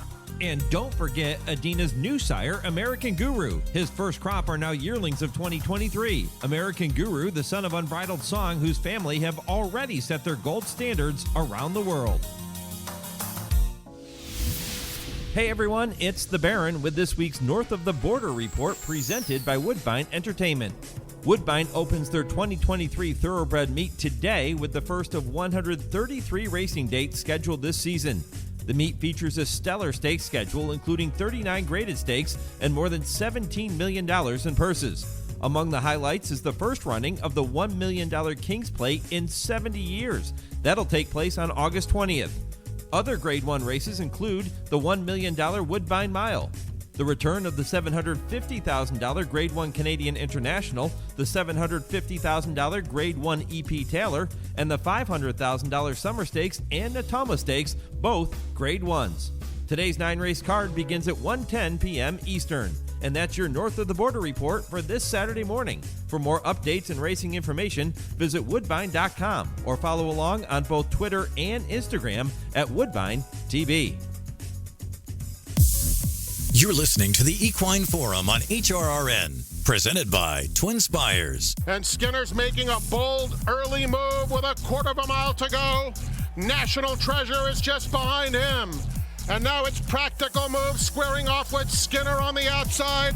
Mandarin Hero running a valiant race. He's moving right into contention, splitting rivals with an eighth of a mile to go. Practical Move a length. Mandarin Hero grinding away at him, and Skinner on the outside. Practical Move. Here's Mandarin Hero surging. Practical Move, Mandarin Hero. Practical Move has won the Run Happy Santa Anita Derby by a nose over Mandarin Hero. Skinner was a close third. Frank Miramati with the call to Santa Anita Derby. It goes to Practical Move and a tight finish. He is among the top choices for this year's Kentucky Derby, at least on Byron King's Derby Dozen, which you can find at bloodhorse.com. He has one horse in his top 5, which I think might surprise you, and Byron is with me now here on the Horse Racing Radio Network. Byron, good morning. Good morning. It was great listening to that Santa Anita Derby call, and kind of hard to believe that at this point only one of those 3 that were in that photo are in the field. Skinner and Mandarin Hero are on the outside looking in, but as you noted, Practical Move, a major contender for the Kentucky Derby. You have him ranked at number 4 on your Derby Dozen, but correct me if I'm wrong, and I don't know if you feel the same way, but it seems as if nobody is really talking about Practical Move. He's almost an afterthought, which, if you look at the recent history of the Santa Anita Derby, that could be a huge mistake. Are you getting the sense that he might be getting overlooked? I think a little bit, especially when you consider he's won 3 in a row. Now, that said, I think most of the time we're looking for a horse that, when we're heading into the Kentucky Derby, usually is winning maybe by a larger margin in their final prep, or maybe they were drawing away at the late portion of it. Now, in the Santa Anita Derby's case, he was just lasting. So I think that could be possibly some of it, that maybe people were wondering, well, is this a 1.25 mile horse? And being by Practical Joke, who was a miler type himself, a very skilled miler, but not so much a classic type, I think those could be some of the concerns that people have. It's certainly why I have him not in the top 3. I have him just below that, but I do respect him. He's a horse that has produced, and I think, too, while some people are more familiar with Tim Yakteen after last year with picking up Baffert horses and whatnot, he's still not someone that people are as accustomed to seeing on the Derby trail, and as a result might also be leading to a little bit of the overlooked factor. There are several people who are going to take a shot against Forte, and they were not impressed with the Champions Florida Derby last time out, and I think that's led a lot of people to kind of jump off of his bandwagon, maybe because of the fact that he had to work to win that race, didn't win by a wide margin, and people are viewing that as, okay, maybe he's over the top, maybe he's not as developed as we hoped he would be, and all those types of things that you start to hear. You're undeterred. You have him at number 1 on your Derby Dozen. How come? Well, I think you have to look at his whole body of work. This is a horse that, with the exception of one start at Saratoga last summer, has been otherwise perfect.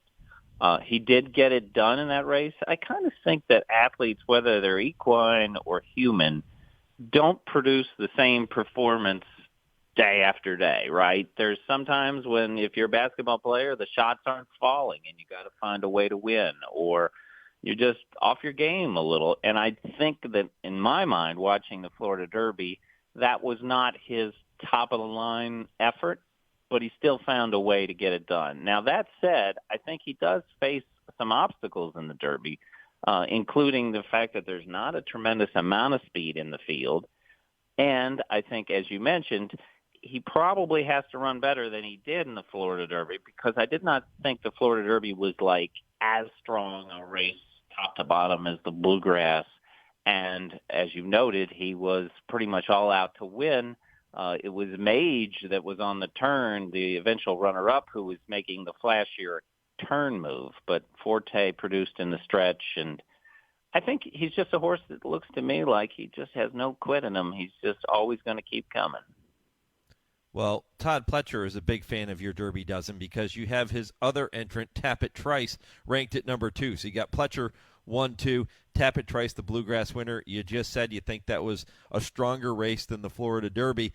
Tell me more about your selection with Tappet Trice being sitting at number 2. Well, I think, and one of the things I noted in this past week's Derby Dozen was, I think if you were just to compare final race preps, if I just was ranking them off that, Tapit Trice would be number one. I felt like his Bluegrass was outstanding. I thought he beat Verifying on a day when Verifying had like a fantastic trip and kicked on. It was fast. He was finishing strongly. There was a lot to like. But he's been green at times, especially in the Tampa Bay Derby. A race he won, he blew the start, and he was climbing early behind Kickback, and it wasn't until he kind of got in the clear on the outside that he produced his best. And that was somewhat similar in the Bluegrass. He was able to negotiate that position earlier, and I think it helped him. He was able to make a long backstretch move to get into contention. But my one cause for pause, and while he ranks number 2 behind Forte, that is because of that fact. You know, in the Kentucky Derby, if you break slowly and you got 19 horses in front of you, that's a lot to try to negotiate and try to find yourself in a spot where you're not getting kickback in your face. But a highly talented horse, and I think if you said to me, well, which horse is going to win the Belmont Stakes this year, if we had a Belmont dozen at this point, he would be number 1 on that. Angel of Empire has been really, really good this year, and that's where we find your next horse at number 3, Angel of Empire for Brad Cox. Look, he's been spectacular. How come he's below the top 2? I think he's a horse that, again, is certainly on the rise, and his Arkansas Derby was the most dominant of the major last preps. I think his margin of victory was 4 lengths and change. He was fantastic in it.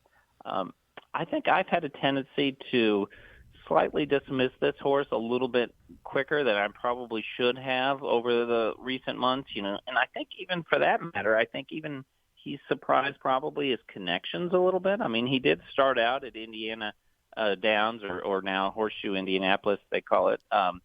So clearly he was not as precocious, say, as some of Brad Cox's other horses. And he just keeps kind of making these incremental steps. I felt like his Risen Star was good, but it wasn't like off the charts great. It wasn't particularly fast on the clock. But any way you look at it, his Arkansas Derby was dynamite, and Brad has said all along he views this as a 1.25 mile horse. This is a horse that he has no doubt about going the distance. So there's a lot to like about that. Talking with Byron King from Blood Horse, walking through his Derby dozen. You can go to bloodhorse.com to read more commentary about each of the horses in his top 12. I said at the top of the interview, Byron, that one horse in your top 5 might come as a surprise to many people. It certainly did to me, and that is number 5, Two Phils, the Jeff Ruby Stakes winner. How come he's so high on your list? Well, this year's Jeff Ruby was crazy fast. He ran 1 1/8 in 1:49.03, and even if that's not like you're not a big final time handicapper, he got huge numbers on all the speed figure sheets and things, the Ragazins, those kinds of things. And on the basis of that, if he can replicate it on dirt, of course, for your listeners that aren't quite as familiar, the Jeff Ruby's run on synthetic. If he can replicate it on dirt, he's got a really strong chance. Now, this is a horse that's a graded stakes winner at Churchill Downs. He's run some good races earlier in the year. Not great, but good races. He ran second in Little Comp, third in the Risen Star. So he has dirt form. So many times with these synthetic winners, they tend to be these kind of turf types that win one of these kinds of spots. But he doesn't really fit that mold. And trainer Larry Ravelli is a guy who Illinois horse players have seen win at 30+% seemingly every summer at Saratoga. So this is a guy that knows how to win races, and I think the fact maybe he's off the radar since he's been training up at Hawthorne might lead him to be dismissed a little too quickly by folks. In the beginning of the show, I asked the question if this could be the year when we see, or not necessarily the year, but it could be a year where we see a horse win the Kentucky Derby that did not win their previous start. And of the top 5, all 5 of those have won in their most recent outing. At number 6, you have Verifying, runner-up to Tapit Trice in the Bluegrass Stakes.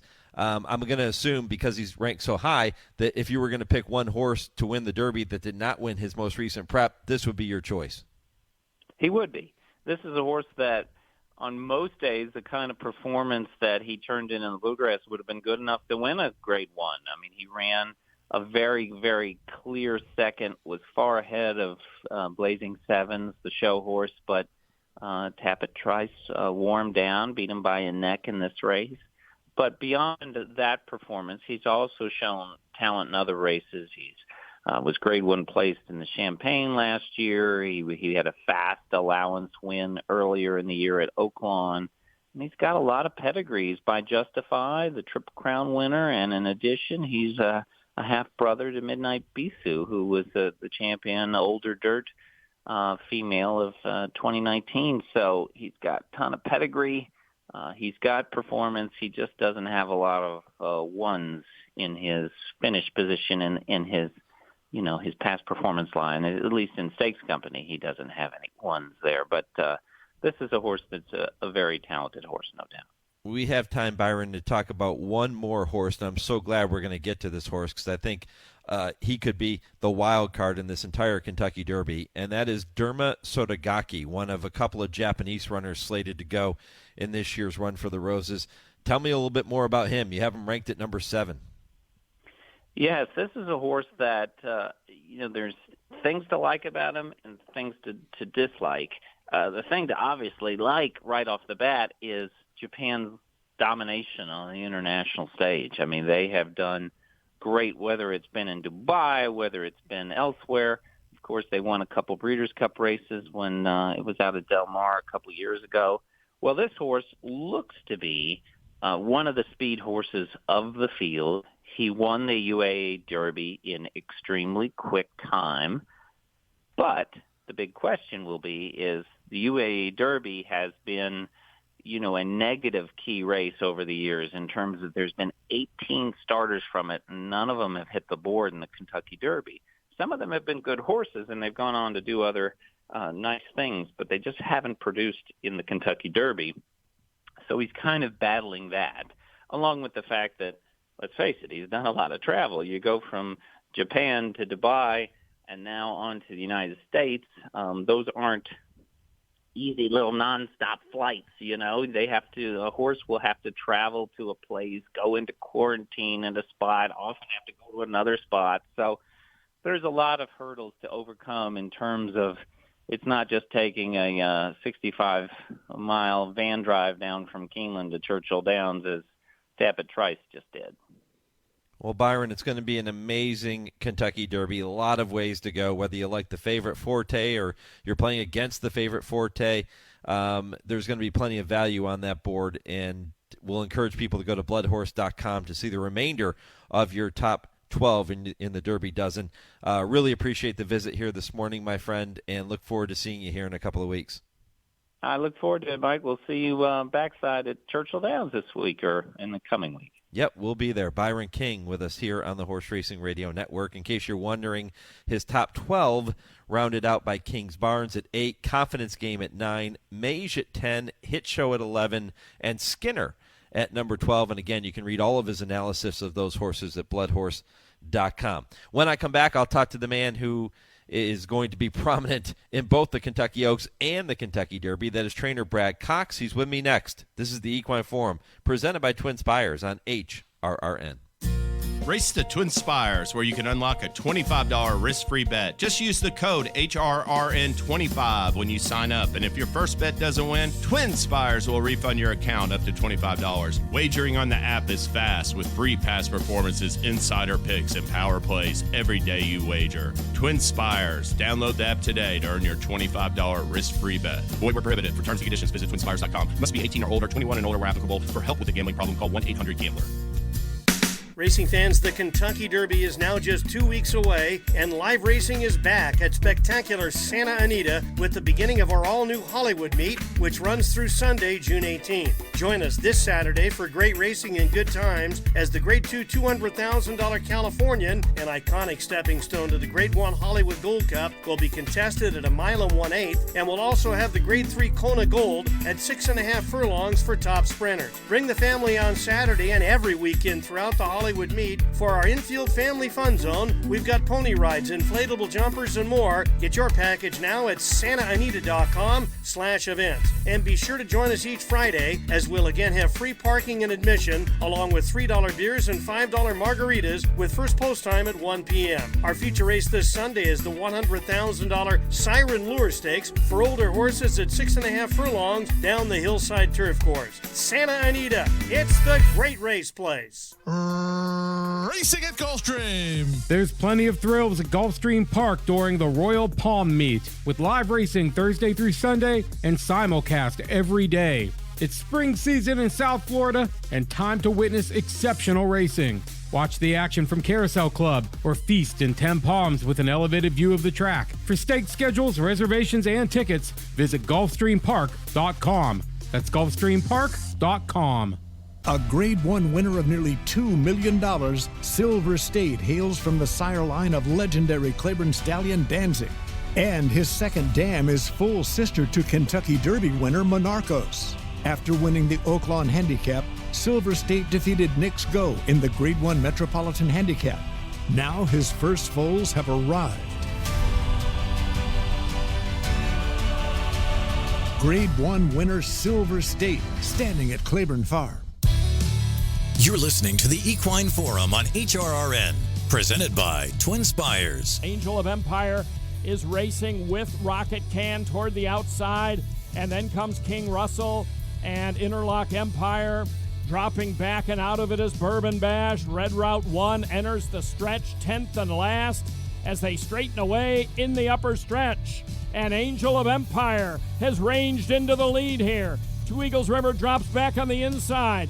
Toward the outside, King Russell is running on. Reincarnate in the second flight with Airtime and Rocket Can. Angel of Empire and Flavian Pratt. Angel of Empire wins the Arkansas Derby and wins it clear. King Russell was up for second. It was tight for third between Reincarnate and Rocket Can. Welcome back to the Equine Forum, presented by TwinSpires. Angel of Empire with the victory in the Grade 1 Arkansas Derby on April 1st. Arguably the most dominant victory of any of the major prep race winners this season, drawing off to win by 4 1/4 lengths. And I know that Brad Cox had to be happy with that performance. He's with me now here on HRRN. Brad, good morning. Good morning, Mike. Thanks for having me on. What did you make of that effort by Angel of Empire? Big. It was a big effort. And listen, I thought he fit very well with the group of horses leading up to the race or going into the race, however you want to look at it. And listen, he looked like a winner at the 3/8 pole that day to me, and he obviously was a winner at the wire going away. So big performance. We like what we've seen from him since, and I think he's a serious contender. Yeah, that was my next question. What have you seen from him since? You said all along that the 1 1/4 will be no issue for this horse. What have you seen from him since April 1st is giving you the confidence that you're right? Like a 1 1/4 wouldn't be an issue based off his work yesterday is what I saw. Listen, it was a very good move. From the 5/8 back around to the 3/4 at Churchill, he went 7/8 and 26 and 2. And then just moving well in hand. Flavian was on him for the breeze. He was on the outside of Jace's Road, and he's not a super flashy workhorse, but I thought that it was definitely one of the best moves he's had to date. And I just actually watched him come off the racetrack here about 5 minutes ago, and I love what I saw from him physically and just how he presented himself walking off the racetrack after just doing a little exercise this morning. Brad, this can be a funny game sometimes. You know, when you think about Angel of Empire and his first start of 2023 in the Smarty Jones Victory Formation, won that race. You also had Instant Coffee, who was a buzz horse at that time. Neither of them likely to are going to compete in the Kentucky Derby in 14 days. But here's Angel of Empire, who is going to be one of the favorites. It's an interesting game sometimes, isn't it? Yeah, for sure. And this Derby, we're still 2 weeks out, right? So like there's still work to be done, and horses have to continue to train and do well. But ultimately, that's what it comes down to, are just the horses. I mean, obviously you have to be one of the 20 to get in, but you have to have put together a good body of work over the winter in order to put yourself in the starting gate. So it is obviously very demanding on these horses. You have to be, you have to run well in these point races, accumulate these points, and hopefully, you have enough horse that's doing well and not only getting the starting gate, but doing well, leading up and bottom line, training well.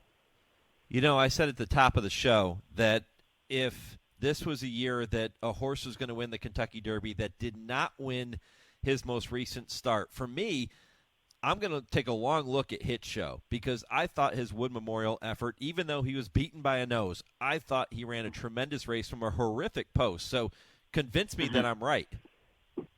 No, I think he's definitely a player. There's zero doubt about that. I think he's a horse that he's another one that I don't totally think can handle the mile and a quarter. He was able to go in a mile and an eighth in February. He had plenty of time to recover from that. He went up to Aqueduct. I thought he ran a winning race, just didn't really get his nose down or kind of relinquish the lead a little bit late. But yeah, once again, in tight there. Listen, at the end of the day, I thought the decision to make any DQ, it was the right decision. That was, they were bumping, rubbing a little bit, but it was, the outside horse took a little bit of it as well. So I do think he can move forward off that. And if he does, he's totally a contender. How should, as handicappers get ready to walk through these horses in the Kentucky Derby, how should they view that Wood Memorial effort? Should they say, oh my goodness, he couldn't even get past long shot Lord Miles, he can't be very good? Or should they say, hey, he broke from post 12, he had to overcome that, and still only got beat a nose? What's the right way to look at that performance? Well, that's the way I'd look at it, is that, he broke outside. He had a pretty good trip, given the fact he did break outside so much or so far, and then obviously down in between horses pretty much the last eighth of a mile anyhow, and just in tight, maybe horse was maybe a little tentative down in between there, and I feel like if he maybe got a little bit cleaner run down the lane, that he could have come out on top. But that's the way I'm going to look at it, positive, and hopefully moving forward he's better for it, and he seemed to be battle tested, and hopefully he can put himself in a good position Derby Day. A lot of people are now talking about verifying after that runner-up effort behind Tappet Trice in the Bluegrass Stakes at Keeneland on April 8th. Are they justified in their confidence of verifying? No play on the sire's name, by the way. Yeah, well, if they watched the work yesterday, they have every reason to be excited about him. Really breezed well yesterday. He's a colt that we've been high on him. We obviously debuted him Travers Day last year, and he was able to win. I think I look back and I kind of thought, he was second in the Champagne.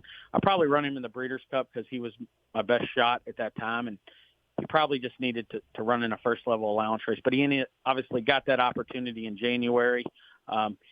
He's doing really well. I thought his run in the Bluegrass. I thought he'd win. I thought he ran a winning race. He got beat by a very, very good horse that's obviously a contender. And, I think with a good trip, he's going to be right there. And he likes to run from a forwardly placed position. And as we know, with 19-20 horses in the Kentucky Derby, that's always an advantage because it helps you stay out of trouble. A horse like Angel of Empire could be coming from further back, have to weave through some traffic. Do you see that as being an advantage for a horse like Verifying? I do. I think anytime you can break and you can be involved in a race, it's only – I mean, obviously we don't want to set up like we did last year's Derby. I don't see that happening again this year. And but yeah, to break and be forwardly placed in a race to me is only a positive, and really what you look for is horses that either on the lead or close to it. Sometimes these horses that get too far out of it, they have to have everything go their way, and their wins are far and few between. Talking with champion trainer Brad Cox here on the Horse Racing Radio Network. Brad, we'll get to the Oaks horses here in just a minute, but one more Derby horse to talk about. Not officially in the field yet, but if one horse comes out, Jace's Road will make his way in. He's sitting in 21st position behind Continuar. And here's where I have a little bit of an issue with this. Continuar gets an automatic bid because he ran in the Japanese Road to the Kentucky Derby. Jace's Road has more points than him, but because of the automatic bid. Continue gets the invite and gets put into the field. So you're hoping for one more to come out, and if he does, Jace's Road will get in. Yeah, we're preparing him for the Derby. He worked very well yesterday. He's another horse, I think, that would be somewhat forwardly placed in the Derby and could get an ideal trip. Obviously, we haven't seen any post-position draws or anything yet, but, he is a horse that can be forward and might suit his style this year, just based off the other horses and how much speed's in the race. But, once again, we're training him as if he's running and preparing him. And, I do believe they're taking 8 also eligibles. So at this point, we're planning on entering the horse. Yeah, Dale Romans has told me he's sitting in 23rd position right now with Cyclone Mischief. And he has said before that he's in a bad position because you don't want to cheer for something to happen to one of the other horses in the body of the race already, right? So, but you want to be in the Kentucky Derby. So, that's kind of tough. You want to be in there for the owners, but you don't want something to happen to one of the other ones. Yeah, and, those are things from my standpoint I have no control over, so I don't really think or worry about it. I don't worry about it or think about it much at all. It is what it is. I let all that kind of take care of itself because it's going to anyhow, and I stay focused on our 4 horses and how they're doing and how they're training, and that's it. But, I get that. You don't want any misfortune on anyone else, and, but that's pretty much the end of it. I just kind of let it all play out the way it's supposed to. Yeah, completely out of your control. Yeah, for sure. Yep. Well, let's talk about the Oaks horses for just a minute, Brad, before I let you go. I know you've got plenty of things to get to. And let's start with the horse at the very top of the list, Wet Paint. Boy, has she been good this year. She has, and Flavian's fit her very well. Rain or shine, she brings her game. Very excited about giving her an opportunity at 1 1/8 and here at Churchill. She's breezed well here the last few weeks. Happy with how she looks and how she's moving. The Alley's look. Breezed actually alongside her the other morning, went well enough. Happy with her as well. And Botanical. I mean, I love her work the other morning. I was kind of really wanting to set her down and let her do something and, kind of find out a little bit more about her on the dirt. We had her here at Churchill last year. I mean, I liked the way she moved and everything. I thought she would be one that needed distance. We started her long on the grass and then transferred that over to the synthetic. But what I saw from her here on Thursday morning give me a lot of confidence moving forward that she's going to handle the dirt. Potentially 4 Kentucky Derby horses, 3 horses in the Kentucky Oaks. Brad, how on earth do you balance all this, plus your other horses you have to saddle? Well, I don't know if there's any balance at all. I mean, it's pretty much just, I don't know. I mean, it's, obviously, we're in a big, we're at Keeneland, 3 weeks of great racing there that we try to focus on and be a part of. And then obviously we turn our attention immediately to Derby week. So it's a great time of year. I don't think there's any place better to be than in the state of Kentucky in the month of April and May, and just very excited about being a part of it. But obviously it's trying to stay focused and have these horses prepared and happy and as healthy as can be leading up to these big races. Yeah, you'll try to win another Greatest Stakes at Keeneland today too. Talk to me about that for just a quick second before I let you go. I'm adding some blinkers to Tawnyport. There is some speed in the race. I think he can maybe set off the first flight. I do think he'll handle the distance 1 3/16. Flavian's riding really well right now. Hopefully we can get a good trip. And, he's kind of a steady grinding horse, and hopefully he can, get there. He does like Keeneland. I always think that's, never a bad thing. He was able to win to Lexington last year, so hopefully he can get back in the winner's circle today. Great stuff. Brad Cox here on the Horse Racing Radio Network. Brad, all the best later today and all the best over the course of the next 14 days, my friend. Thanks, Mike. Look forward to seeing you soon, and talk to you later. You got it. Brad Cox here on the Horse Racing Radio Network. What a great position to be in, huh? Potentially 4 in the Derby, 3 in the Oaks, and then, forget about it. He's got horses in all these other big stakes races, too. It's good to be Brad Cox right now, and my thanks to Brad for taking time to be with me here this morning. When I come back, I'll take a look at some historical dates in racing history as they apply to this weekend in thoroughbred racing, and I'll get you ready for a loaded third hour of the program. This is the Equine Forum on the Horse Racing Radio Network. Hi, Tony. Hey, Matthew. There's a reason why Tony Steaks and Seafood is my favorite restaurant. It's because I want to feel part of the family. Isn't that right, Tony? That's right. There's a saying on the wall that I truly believe in. There's always room for one more at our table. We just want you to be part of our family. And believe me, you will be. It's Tony's Steaks and Seafood right across from Triangle Park. Visit them at tonyssteaksandseafood.com.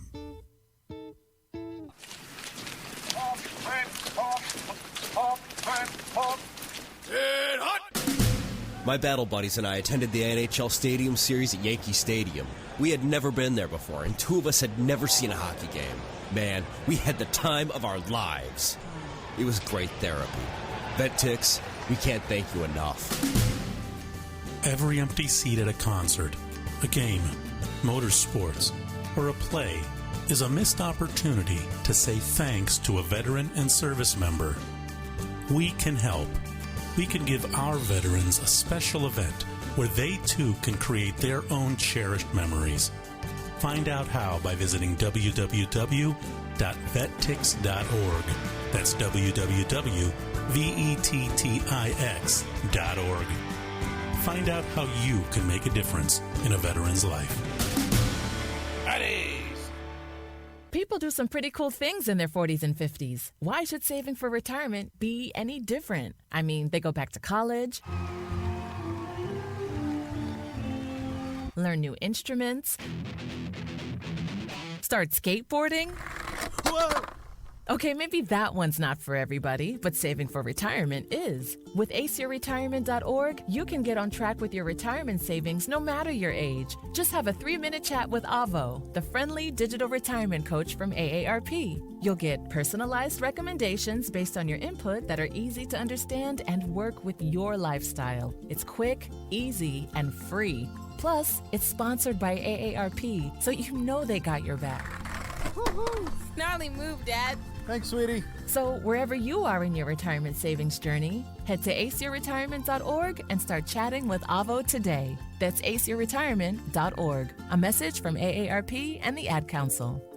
Trainer Talk, presented by Fasig-Tipton. Please join me in welcoming Hall of Fame trainer Todd Fletcher. Hall of Fame trainer Nick Zito on Trainer Talk. Welcome Hall of Famer Bob Baffert to the program. Hall of Fame trainer Shug McGaughey, nice enough to spend some time with us. Hall of Fame trainer Bill Mott here on Trainer Talk. Dual Hall of Fame trainer Mark Cassie. Trainer Talk, the biggest names in horse racing. Wednesdays, 6 to 7 p.m. Eastern on Sirius 216, XM 204, and streaming live at horseracingradio.net.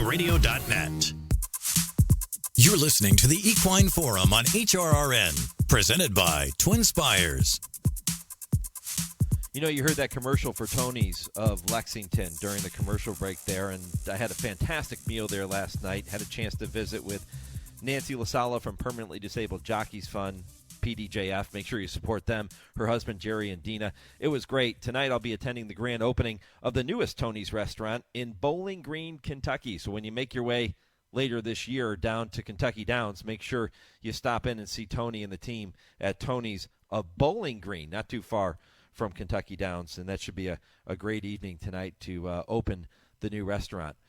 All right, time to take a look at some historical dates in racing history as they apply to this weekend in thoroughbred racing. Well, yesterday, told you this earlier, but yesterday, April 21st, 1973, was the anniversary of Secretariat being defeated. He finished third to stablemate Angle Light and runner-up Sham in the Wood Memorial at Aqueduct. We know all that did was make him mad, because then he went to Louisville and kicked off his bid for the Triple Crown, which he blasted through in 1973. April 22nd, 1947 was the day that Citation won his first race at Havre de Grace. April 22nd, 1970, today, the anniversary of Governor Nelson Rockefeller signing into law a bill allowing off-track betting in New York. And this also the anniversary in 1976. After winning the Florida Derby at odds of 1-20, Honest Pleasure ran in the Bluegrass Stakes at odds of 1-10. He was the favorite that day, obviously. And only win wagering was allowed on the 7-horse field. Honest Pleasure won, creating a minus win pool of more than $41,000. And Shug McGaughey, he was with me in the first half of the program, first hour of the program, to remember Ogden Phipps. This is the day, April 22nd, 2002, that Ogden passed away at the age of 93 after a short illness. Tomorrow, just looking at this one, I was gonna save this one, but I'm going to use it now. April 23rd, 1973, tomorrow, the day that Secretariat was flown. to Louisville, Kentucky to prepare for the Kentucky Derby after that loss in the Wood Memorial. Angle Light accompanied him to Louisville that day, but was no match for Big Red on the first Saturday in May. And those are historical dates in racing history as they apply to this weekend in thoroughbred racing. So many great moments and so much great racing coming up today. Spent a lot of time talking about the road to the Kentucky Derby and visiting with many of the connections here for you here this morning. Also took a look at Woodbine's opening day and looking ahead to their meet opening day this afternoon.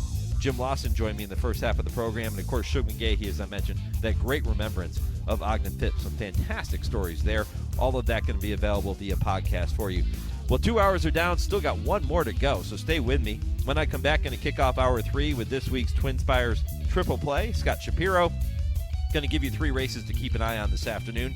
10:20, Kurt Becker takes you on his weekly stroll through racing history. And at 10:30, I once again welcome trainer Dale Romans and turf rider Tim Wilkin for I Ask, They Answer. If your local station is leaving us at this time, you can continue listening to the third hour of the program nationwide on Sirius 216, XM 204, in the Louisville, Kentucky market on ESPN 680, or on your computer, phone, or tablet with live streaming at horseracingradio.net.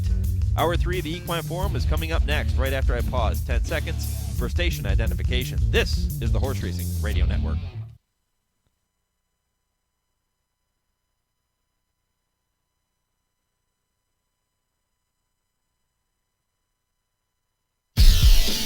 From the rail to your radio, this is the Horse Racing Radio Network.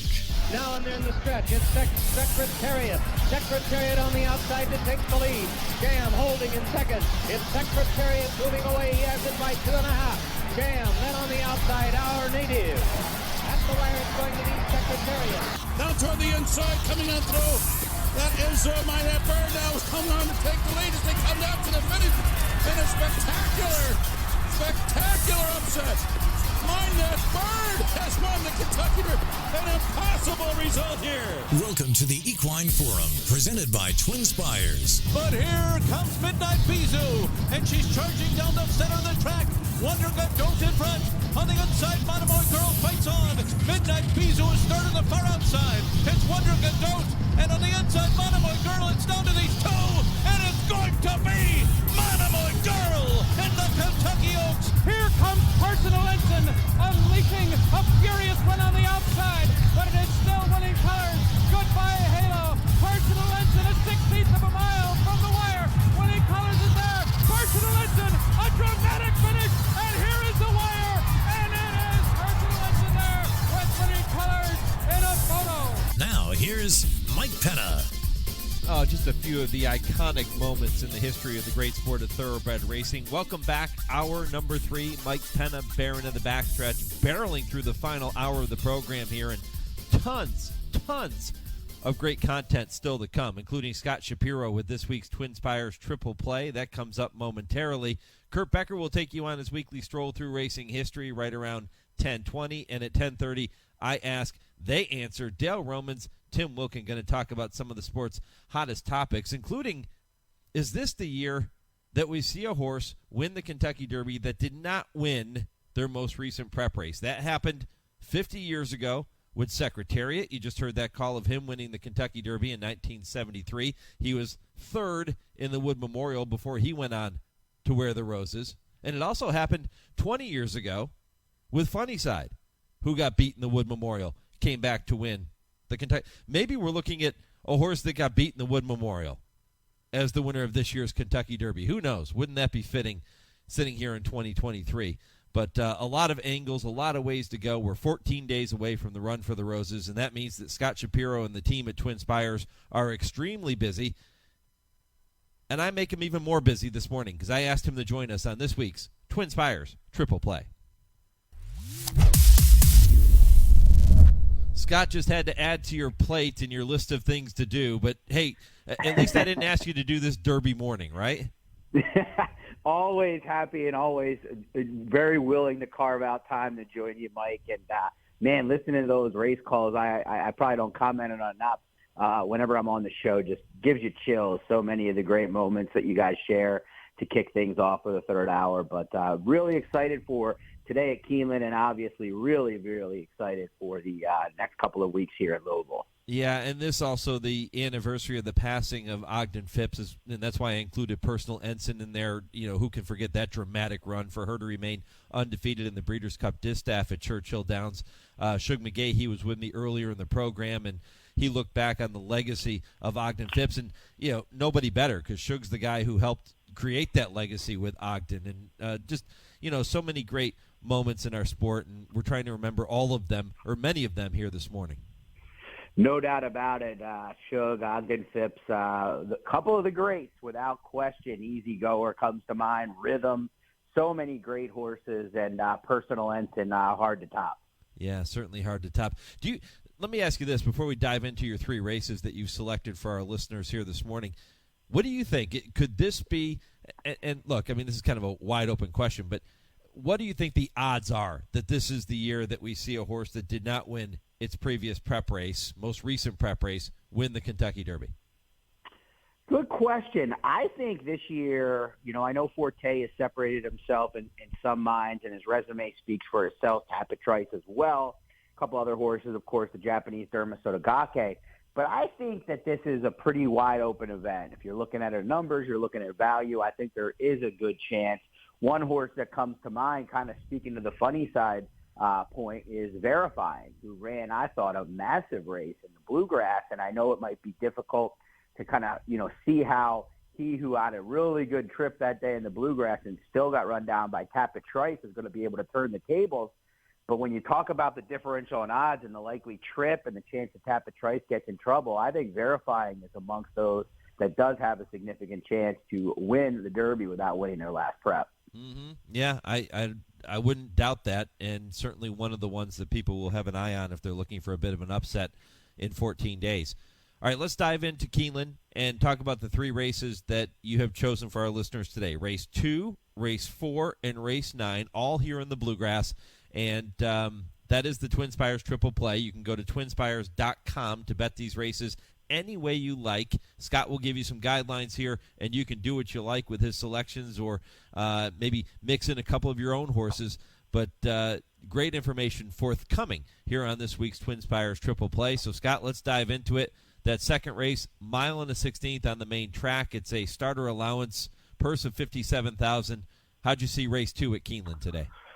Yeah, I thought we'd get started a little early in the card with a horse that's pretty logical, not looking too far outside the box here with number 1, Ghostly Girl. I believe 5-2 on the morning line for Kenny McPeak and Brian Hernandez Jr. They could have a very big day later on today. And this is a horse that I just think is going to get the right trip for the connections that have a lot of success at Keeneland. The likely pace setter, Deck of Cards, moves up in class, first start off the claim for Jonathan Wong. I don't think he has the class to beat this group. I think Ghostly Girl is going to be sitting the perfect pocket trip after a runner-up effort where she gave up the lead late at Oaklawn Park against somewhat similar competition, the Lady Commander, who ran a real big race. But I think with a similar trip against this group, it'll be a second career win for number 1, Ghostly Girl in the second. Do you think there's a chance you could get a bit higher odds than that 5-2 morning line? I don't. I mean, I think this isn't, you know, a lot of times when I come on here, I try to come up with some less obvious opinions. I don't think that's the case in this one. I mean, the club is 8-5 on the line for Dale Romans. I think that horse will take some money off the last couple of efforts, but those are over different surface. And outside of that, if you're not looking at Deck of Cards, who I mentioned as the likely speed, there's just not a lot of ways to go. But I did think Ghostly Girl, if at that 5-2 price, worth consideration on the win end, and certainly worth considering singling in the early horizontal wagers. Better horse to round out an exacta with your top selection, the club or Deck of Cards? I'm going to say Deck of Cards. Jonathan Wong has made a good account of himself here in Kentucky as he starts to figure out the new terrain. Guy that's won a ton of races out in Southern California and even more so in Northern California. And these connections find a pretty good spot here. It is a move up in class, but I like that they protect this horse. And as I mentioned, don't see a ton of speed in here, so I think they're likely to line up 4-1, and then I think the 1, Ghostly Girl, nails Deck of Cards in the final furlong. Again, 5-2 on the morning line for Ghostly Girl in race 2 at Keeneland. Scott's top pick in that race. Let's move on to race number 4, the second leg of this week's TwinSpires Triple Play. This one a claiming event, 62.5 and 7 furlongs on the main track, so a bit of a different game here. Purse of $78,000. Another race where I think you can go a couple different directions. Which way did you choose to go? Well, you knew I had to give at least one price option here on the triple play, and this is the option I'm going to roll with at number 6, Greener Pastures. A lot of horses in here that maybe have seen their best efforts, or maybe just horses that are going to get over bet. Gun It, a horse along the inside, a very well-bred son of Tappet, a $2.6 million purchase, finally drops in for a tag. He's likely to take support. I do respect number 2, Silk Trade for Norm Cassie, who's had a real good run of late. New Bomb, a likely pace setter. But Greener Pastures is a horse that's likely to get overlooked in the wagering, and the morning line set by Nick Tamaro suggested at 12-1. You've got to be a little bit forgiving here to land on this 5-year-old gelding coming off 2 races where he did not hit the board. But both of those were over the all-weather surface at Turfway when he was drawn along the inside and didn't get out of the gates all that well. Now, he had his chances in those races, but I do think he's a better horse traveling over the main track, and particularly in these 7-furlong, 1-turn mile type elongated sprints. He had a couple of real big efforts at Churchill, which is where I kind of have this horse stashed in my mind. But at 12-1, if we can get back to some of those dirt efforts in the third start off the layoff, I think Greener Pastures has a big chance to outrun his odds and spring the upset. That is such a great point, Scott, and I think that's lost on a lot of handicappers sometimes, where you'll see a horse that comes out of those last 2 races that weren't very good, but they were on a completely different surface than he's going to race on today. And I don't mean just the racetrack itself, but it's like going from a turf racing surface going back to the dirt or vice versa. How important is that to keep that in mind when you're handicapping, to try to look further back in the past performances and find similar races, similar distances, and similar surfaces? I think it's extremely important. There's definitely an argument amongst handicappers whether horses for courses like you speak of is a real thing, whether horses run better at Keeneland and Churchill, for instance, when they're running over the main track in both. But I don't think very many people would argue that some horses just like it better on the dirt, some like it better over the all-weather, some on the turf. Some of them can run well on a couple of surfaces, but it's not often that horses are equally very good at, running at 3 different surfaces, even 2. Now, someone could poke a hole in Greener Pastures and say, well, he ran a pretty good effort at Turfway once before. What happened? And that is a little bit of a concern. But, one other thing to add to something that handicappers need to realize is this is a gambling game for most of us. And, you got to be price sensitive. So at the price, I think this horse is worth a gamble in a field where I do think the horses that are likely to take the most money do have some holes we can poke in them. Looking for value in the 4th at Keeneland today with number 6, Greener Pastures, 12-1 on the morning line, so certainly would provide plenty of value if indeed he were to run the race that Scott's hoping he will run. One more for you, race number 9. That is one of 2 greatest stakes on the program today, the Grade 3 Ben Ally. Older horses getting a chance to find themselves in the winner's circle in this 1 3/16 event. Which horse is most likely to do so, Scott? Well, I would argue that the horse that I'm about to give out might not be the most likely, but I think he's one of the likelier ones. I mean, Skippy Longstocking, who is the favorite in here, definitely merits major respect. He's done very little wrong of late. He's 7-5 on the line. The only couple of times he's been off the board recently have come in some of the best races for his division, the Pegasus World Cup Invitational and the Pennsylvania Derby. This race is a little tricky, Mike, in the fact that figuring out the race shape, how much early pace they're going to be, is a little bit tough. I do hope and think that the pace will be honest enough to set it up for my 3rd triple play horse, and that's number 5, Rattle and Roll, a 4-year-old making his 2nd start off the bench for Kenny McPeak and Brian Hernandez Jr. We'll stick with that theme in here. And I was pretty impressed with his effort off the layoff in the Grade 2 New Orleans Classic. Now, I know he lost by over 6 lengths in that race. He was nearly 12-1, but the winner, West Will Power, was absolutely dominant. I think there's a good likelihood we'll see him in the Alley Sheba during Derby week for Brad Cox and Gary and Mary West.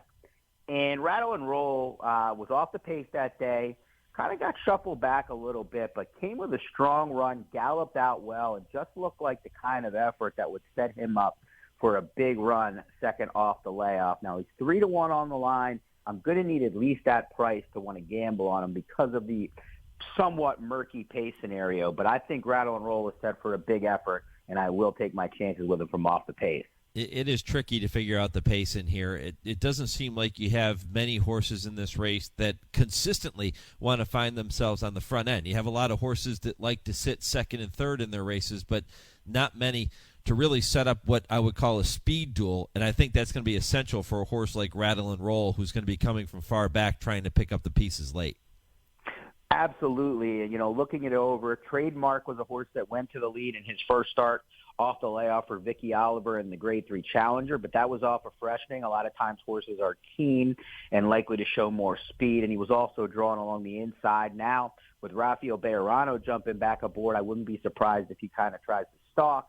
You've got Call Me Fast, who normally is involved early on, but the blinkers come off for Michael Pulich, and he legs up Julian Le Peru, which both of those things scream out that they're going to try a little bit of new tactics here. But you do have Pioneer of Medina along the inside. Wouldn't be surprised if he gets an aggressive ride.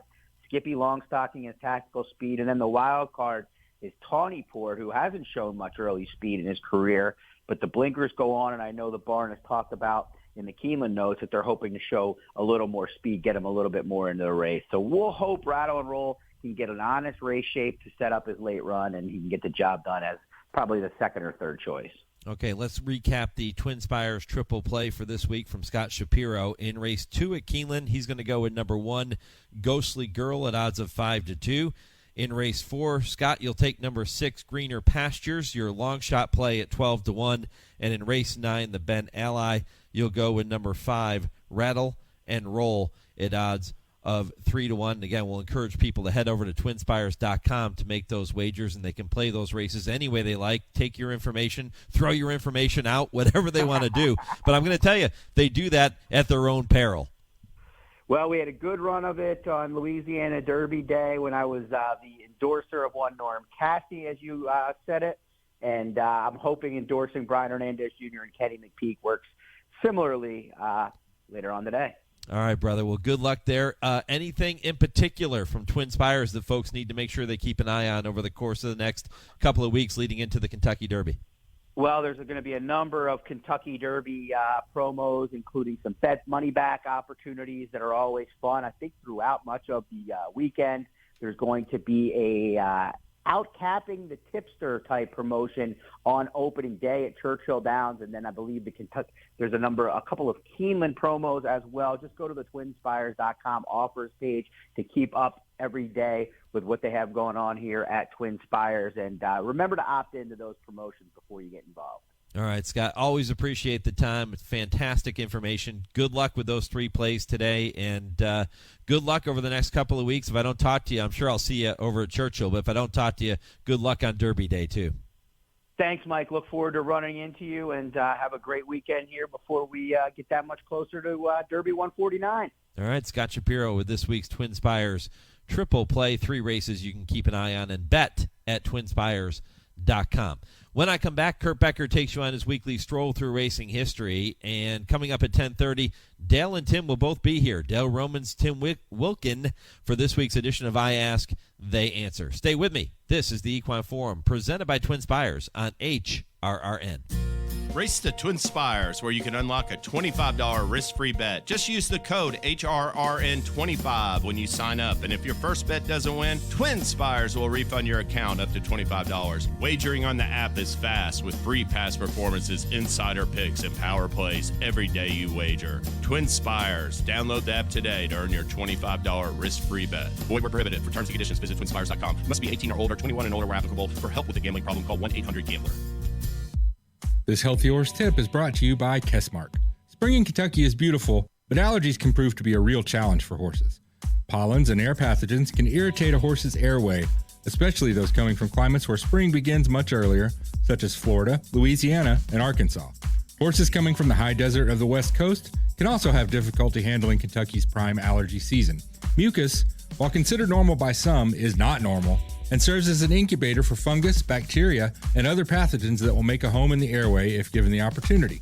Keeping the immune system in order and providing your horse with a clean airway through preventive measures such as feeding on the ground, wetting hay, clean shavings, and nebulizing products can all aid in reducing allergies and keep the immune system healthier to address the important things the body needs, such as athletic recovery. For more healthy horse tips, visit Kessmark.com or follow them on Twitter at Kessmark_equine.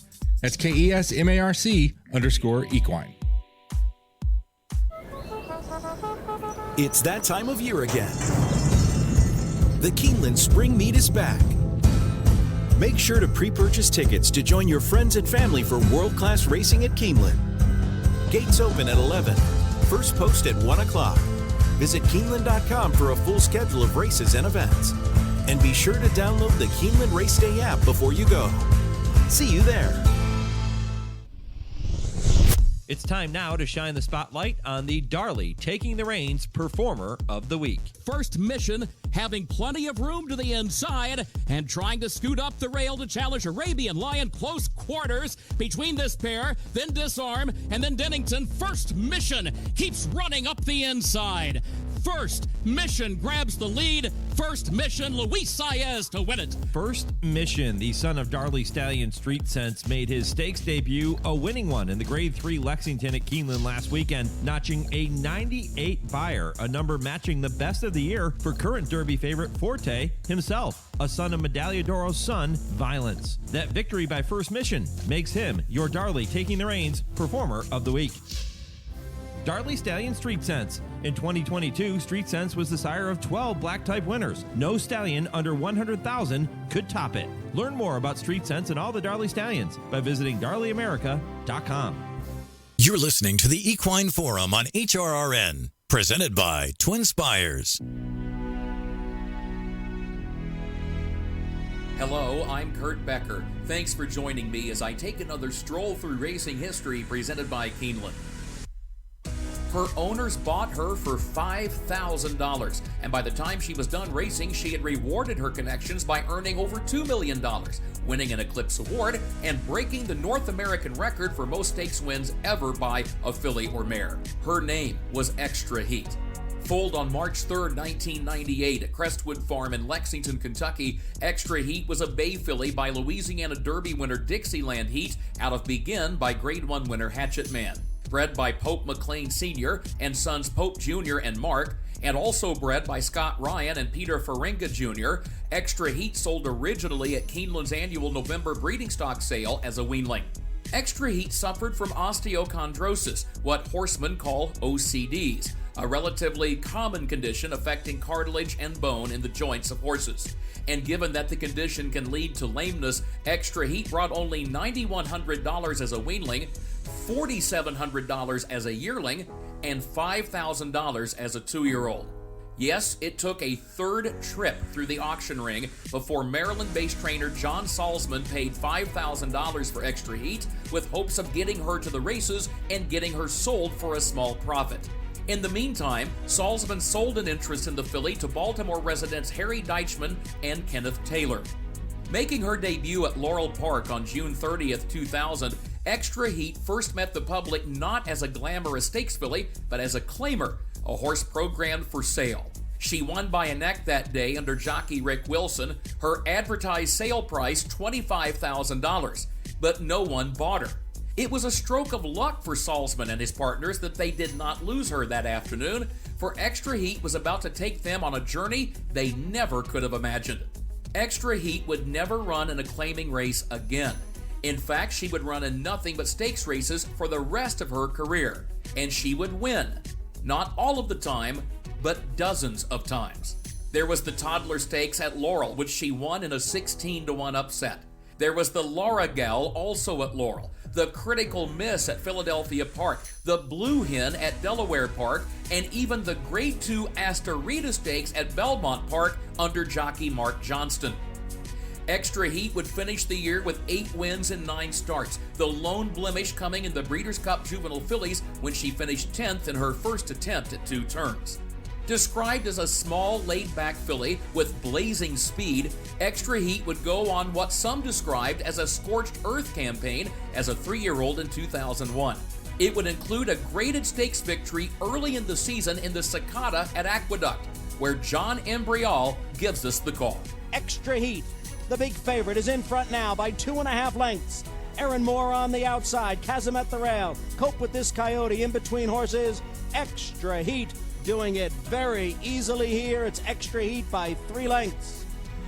Aaron Moore is second, a 16th to the finish. Extra Heat now feels the whip from jockey Rick Wilson, but she's clear of Aaron Moore, and Extra Heat wins here by 2 lengths. A month later at Keeneland Spring Race Meet, Extra Heat added the Grade 2 Beaumont Stakes. That summer, on the 4th of July, she won the Grade 1 Prioress at Belmont Park, establishing a stakes record by getting 6 furlongs in 1 minute 8 1/5 seconds. At the end of the year, she was runner-up against males in the Breeders' Cup Sprint, getting edged by just a half length on the wire by Squirtle Squirt. She would earn an Eclipse Award as America's best 3-year-old filly while finishing runner-up in balloting for Champion Sprinter. As a 4-year-old in 2002, the success continued. On February 16th, Extra Heat went to Laurel for the Grade 2 Barbara Fritchie handicap. She would carry 128 pounds and would concede 12 to 16 pounds to her rivals. Dave Rodman with the call. Extra Heat put to pressure, driving 3.5 lengths with a 16th to come now from Kimberlotta and Prize Stamp and Gold Mover. They can't beat the Heat. Extra Heat, she wins it by 2.5 in 122 3. Following a successful campaign that season, Extra Heat would return in 2003 to repeat in the Barbara Fritchie in the final start of her career. She would retire with 25 stakes wins, a record for a filly or mare, and $2.3 million in earnings.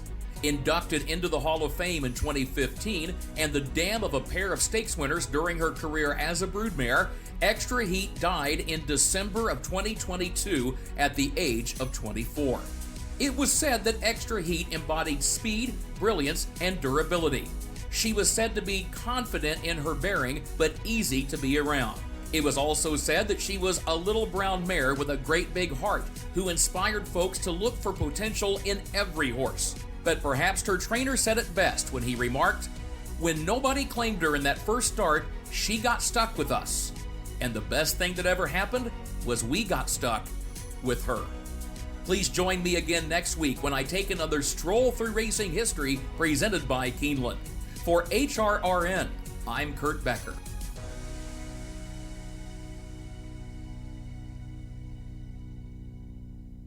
And once again, my thanks to Kurt and to Keeneland for making those segments possible each and every week. If you have missed any of Kurt's Stroll Through Racing History segments, all you have to do is head back over to our website, horseracingradio.net. You can check out the special podcast page dedicated to those stories and listen to every single one. There have been some amazing ones. Go back and listen at horseracingradio.net.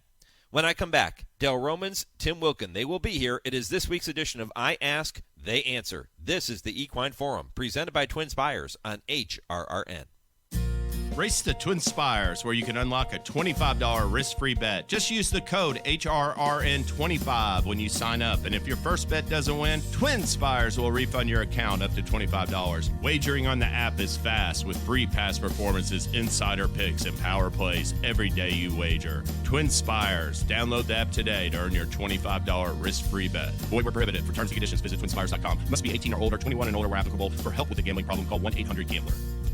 Racing at Gulfstream. There's plenty of thrills at Gulfstream Park during the Royal Palm Meet, with live racing Thursday through Sunday and simulcast every day. It's spring season in South Florida and time to witness exceptional racing. Watch the action from Carousel Club or feast in 10 Palms with an elevated view of the track. For stake schedules, reservations, and tickets, visit GulfstreamPark.com. That's GulfstreamPark.com.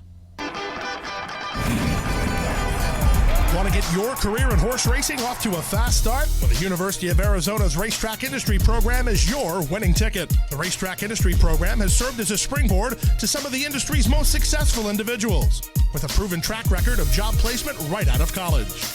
If you want to earn a degree in the exciting horse racing industry, the Racetrack Industry Program can put you in the winner's circle. Scholarships are available. Visit rtip.arizona.edu. Racing fans, the Kentucky Derby is now just 2 weeks away, and live racing is back at spectacular Santa Anita with the beginning of our all-new Hollywood meet, which runs through Sunday, June 18th. Join us this Saturday for great racing and good times as the Grade 2 $200,000 Californian, an iconic stepping stone to the Grade 1 Hollywood Gold Cup, will be contested at 1 1/8 and will also have the Grade 3 Kona Gold at 6.5 furlongs for top sprinters. Bring the family on Saturday and every weekend throughout the Hollywood meet for our infield family fun zone. We've got pony rides, inflatable jumpers, and more. Get your package now at santaanita.com/events. And be sure to join us each Friday, as we'll again have free parking and admission, along with $3 beers and $5 margaritas, with first post time at 1 p.m. Our feature race this Sunday is the $100,000 Siren Lure Stakes for older horses at 6.5 furlongs down the Hillside Turf Course. Santa Anita, it's the great race place. This is I Ask, They Answer on the Equine Forum on HRRN. They're coming down to the final furlong, and the gutsy gelding funny side has a narrow lead. Bobby Frankel's Derby do up. He rolls to his inside. Empire Maker is giving it all. Funny side trying to pull up the upset here. 12 to 1 coming down to the line, and the gutsy gelding funny side has won the 129th Kentucky Derby with jockey Jose Santos aboard, and it was dead tight for second between Frankel's horses. Peace Rolls and Empire Maker. That's what I'm talking about. Put in a belated run to be third.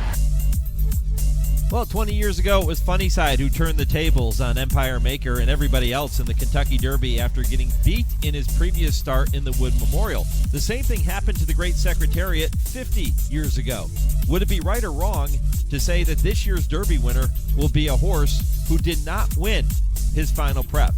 And is this year's filly and mare division significantly stronger than the older males? Plus, what's the craziest thing that's ever happened to you that turned out to be a lucky omen? Dale and Tim are here. They're going to talk about those topics and much, much more on this week's edition of I Ask, They Answer, all presented by the University of Louisville Equine Industry Program in the College of Business, and all starting just 30 seconds from right now. Learn the business of horses in the world's only accredited equine business program, the University of Louisville Equine Business Program. The University of Louisville has a legacy of excellence educating and developing industry leaders for over 35 years. Classes are taught by industry experts in state-of-the-art facilities located in the heartland of America's equine industry. The University of Louisville Equine Business Program. When it comes to horses, we mean business. For more information, visit business.louisville.edu/equine. Well, Dale Romans might be sitting on the bubble for this year's Kentucky Derby, but he and Tim Wilkin are firmly in the field for I Ask, They Answer as we kick it off with topic number one. Guys, there was an incident in Wednesday's sixth race at Keeneland that simply electrified Twitter over the next couple of days. People arguing both sides of this one. Foreign Relations with Flavien Prat aboard lugged in at the 3/16th pole, impeding Master of the Ring and Tyler Gaffalione, causing that rival to eventually clip heels and go down in what was a very ugly incident. Keeneland did not show the replay of that race, which upset some bettors who wagered on the disqualified horse. So I'll ask you, and Tim, I'll come to you first. Are the bettors right? Should racetracks show the replay when a horse is disqualified, regardless of other circumstances in that race? You know, it's kind of a tricky thing here because we had a horse in this race that was euthanized. Gaffalione's horse, Master of the Ring. Master of the Ring, and nobody wants to see that again. And I get why the bettors are ticked off. I mean, the bettors are always, people that they want to see the head on for that. And I'm sorry, I don't want to see a horse that's going to break down and take a horrible spill, and it was a horrible spill. I don't need to see that again. On the head-on, I think it's almost ghoulish to have to want to see something like that. Yeah, they didn't show the replay, and I know, and I get why the bettors are ticked off. But you can find the replay now on the internet. You can find the race if you want to see it. You won't see the head-on, but you can find the race. But I just think that I don't need to see a horse go down and be dead on the track. I just do not need to see that. So you're saying that racetracks are doing the right thing, and Yes, Keeneland did the right thing by do. not showing the replay. I do. Dale, what do you think? Yeah, I agree with Tim. I mean, I can understand, too, a gambler that lost their money because they got disqualified is upset, but it ain't going to change anything if they watch it. They're still going to lose their money. Just assume you got a bad call and tell everybody how bad the stewards are. You don't really need to watch the horse fall, and you know it's not going to change anything. And I agree. It's just kind of a morbid thing to see, and I'd rather or a person get hurt. You know, you don't need to see that over and over and over. It's not going to change the outcome of anything. It's not going to make anything different. Yeah, so I think the racetracks are doing them the right way. I was there that day, and that happened almost directly in front of where I was sitting, and it was not a pretty scene. And I agree with not showing the replay with something like that. I get where the bettors are coming from. They want to see. They had their money on that horse that won, the unofficial winner, and was disqualified. But I think it's just so morbid to show something like that. Even though, look, guys, we didn't know that Master of the Ring was going to have to be put down at that point when the replay would have been showing. It didn't look good, but we didn't know. He could have gotten up. He could have walked onto the van. He could have been just fine. But even so, it was a very ugly spill. And, Dale, you bring up the human element in Tyler Gaffalione. Tyler crawled away from Master of the Ring after the spill occurred and kind of laid on his back for a little bit before he finally got up. And that didn't look good for Tyler Gaffalione either. And it comes back to what we talked about a few weeks ago. Is there enough protocol in place at racetracks where somebody like Tyler Gaffalione goes into a tent like in an NFL game or to a room and gets examined to make sure that he doesn't have a concussion or concussion symptoms before he continues to ride? I don't know if that happened. But he was cleared to ride, correct? I think they have a doctor on staff there that does check them out when they come off of a horse. Okay. And gives them the clear. I'm pretty sure that that's in place. And, one thing I would say to defend the bettors, and I think they do it in New York, I think they've made it a rule or law, that the stewards do owe a detailed written explanation that they can post on the boards or on TV of what they saw and the reason that they disqualified a horse. New York's the only place I've ever seen that does that, but they make a written report and they post it on the screen as quickly as possible. Yeah. All right. Well, I think we're all in agreement there with the way that should be handled, and Keeneland did what they needed to do, and I think we all agree that they handled it properly. All right, topic number 2.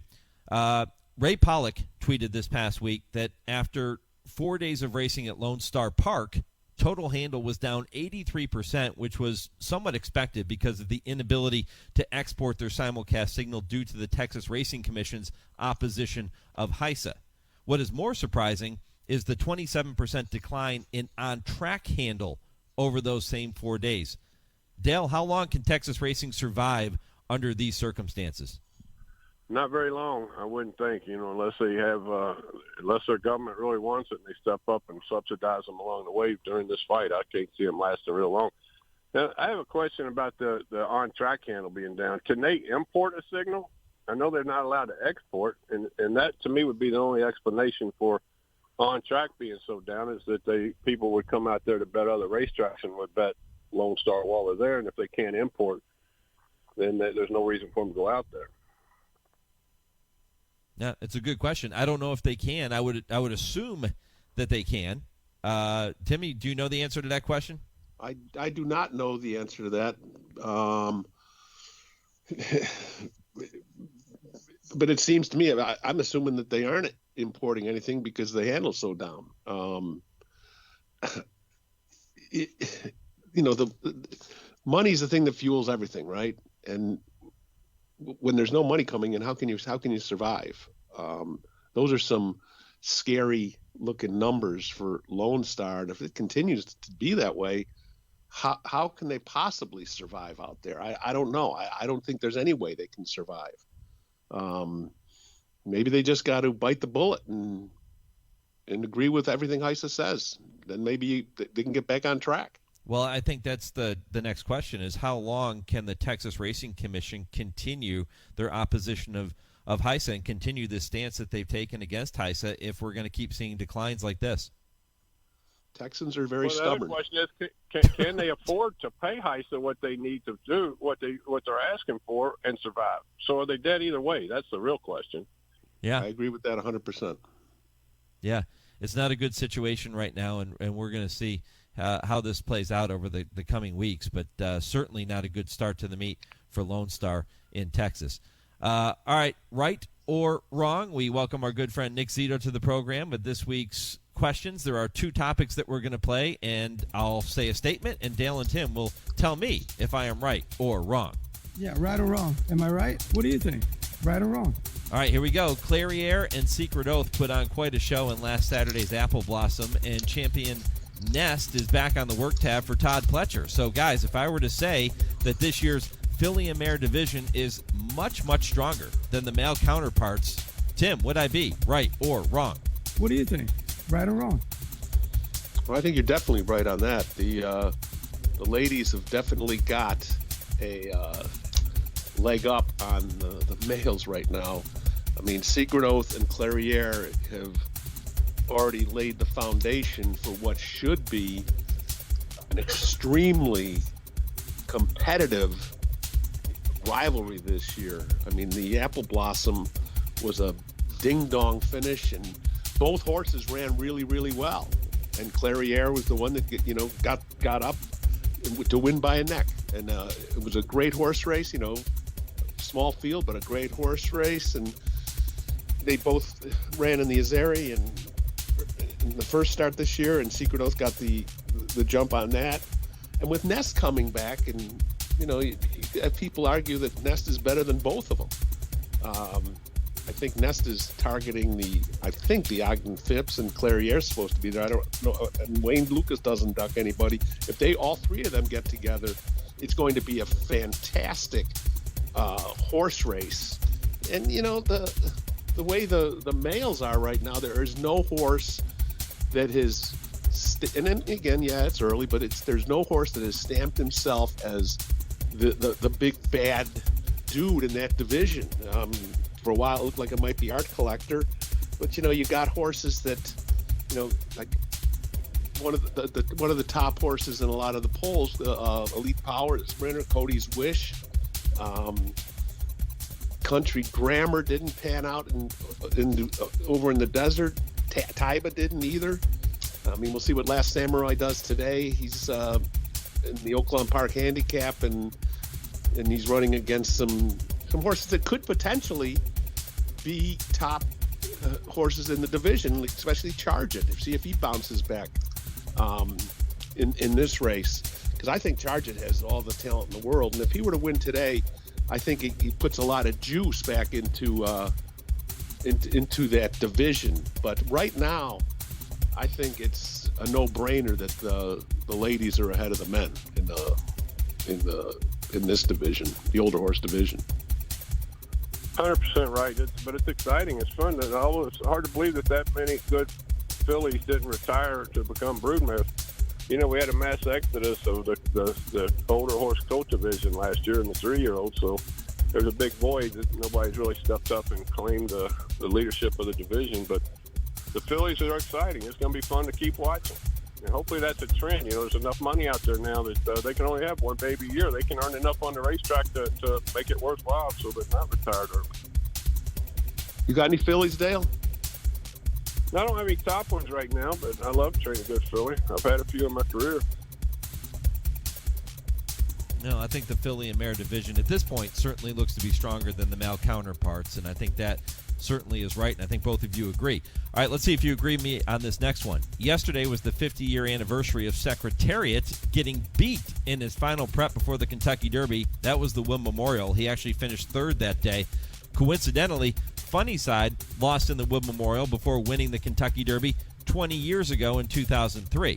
So if I were to say the winner of this year's Kentucky Derby will be a horse who did not win his most recent prep, Dale, would I be right or wrong? Yeah, right or wrong. Am I right?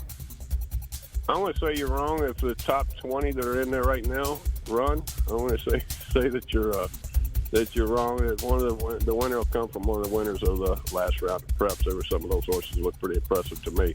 Now, if things get shaken up a little bit and a couple of them on the outside draw in, I might want to change my way of thinking.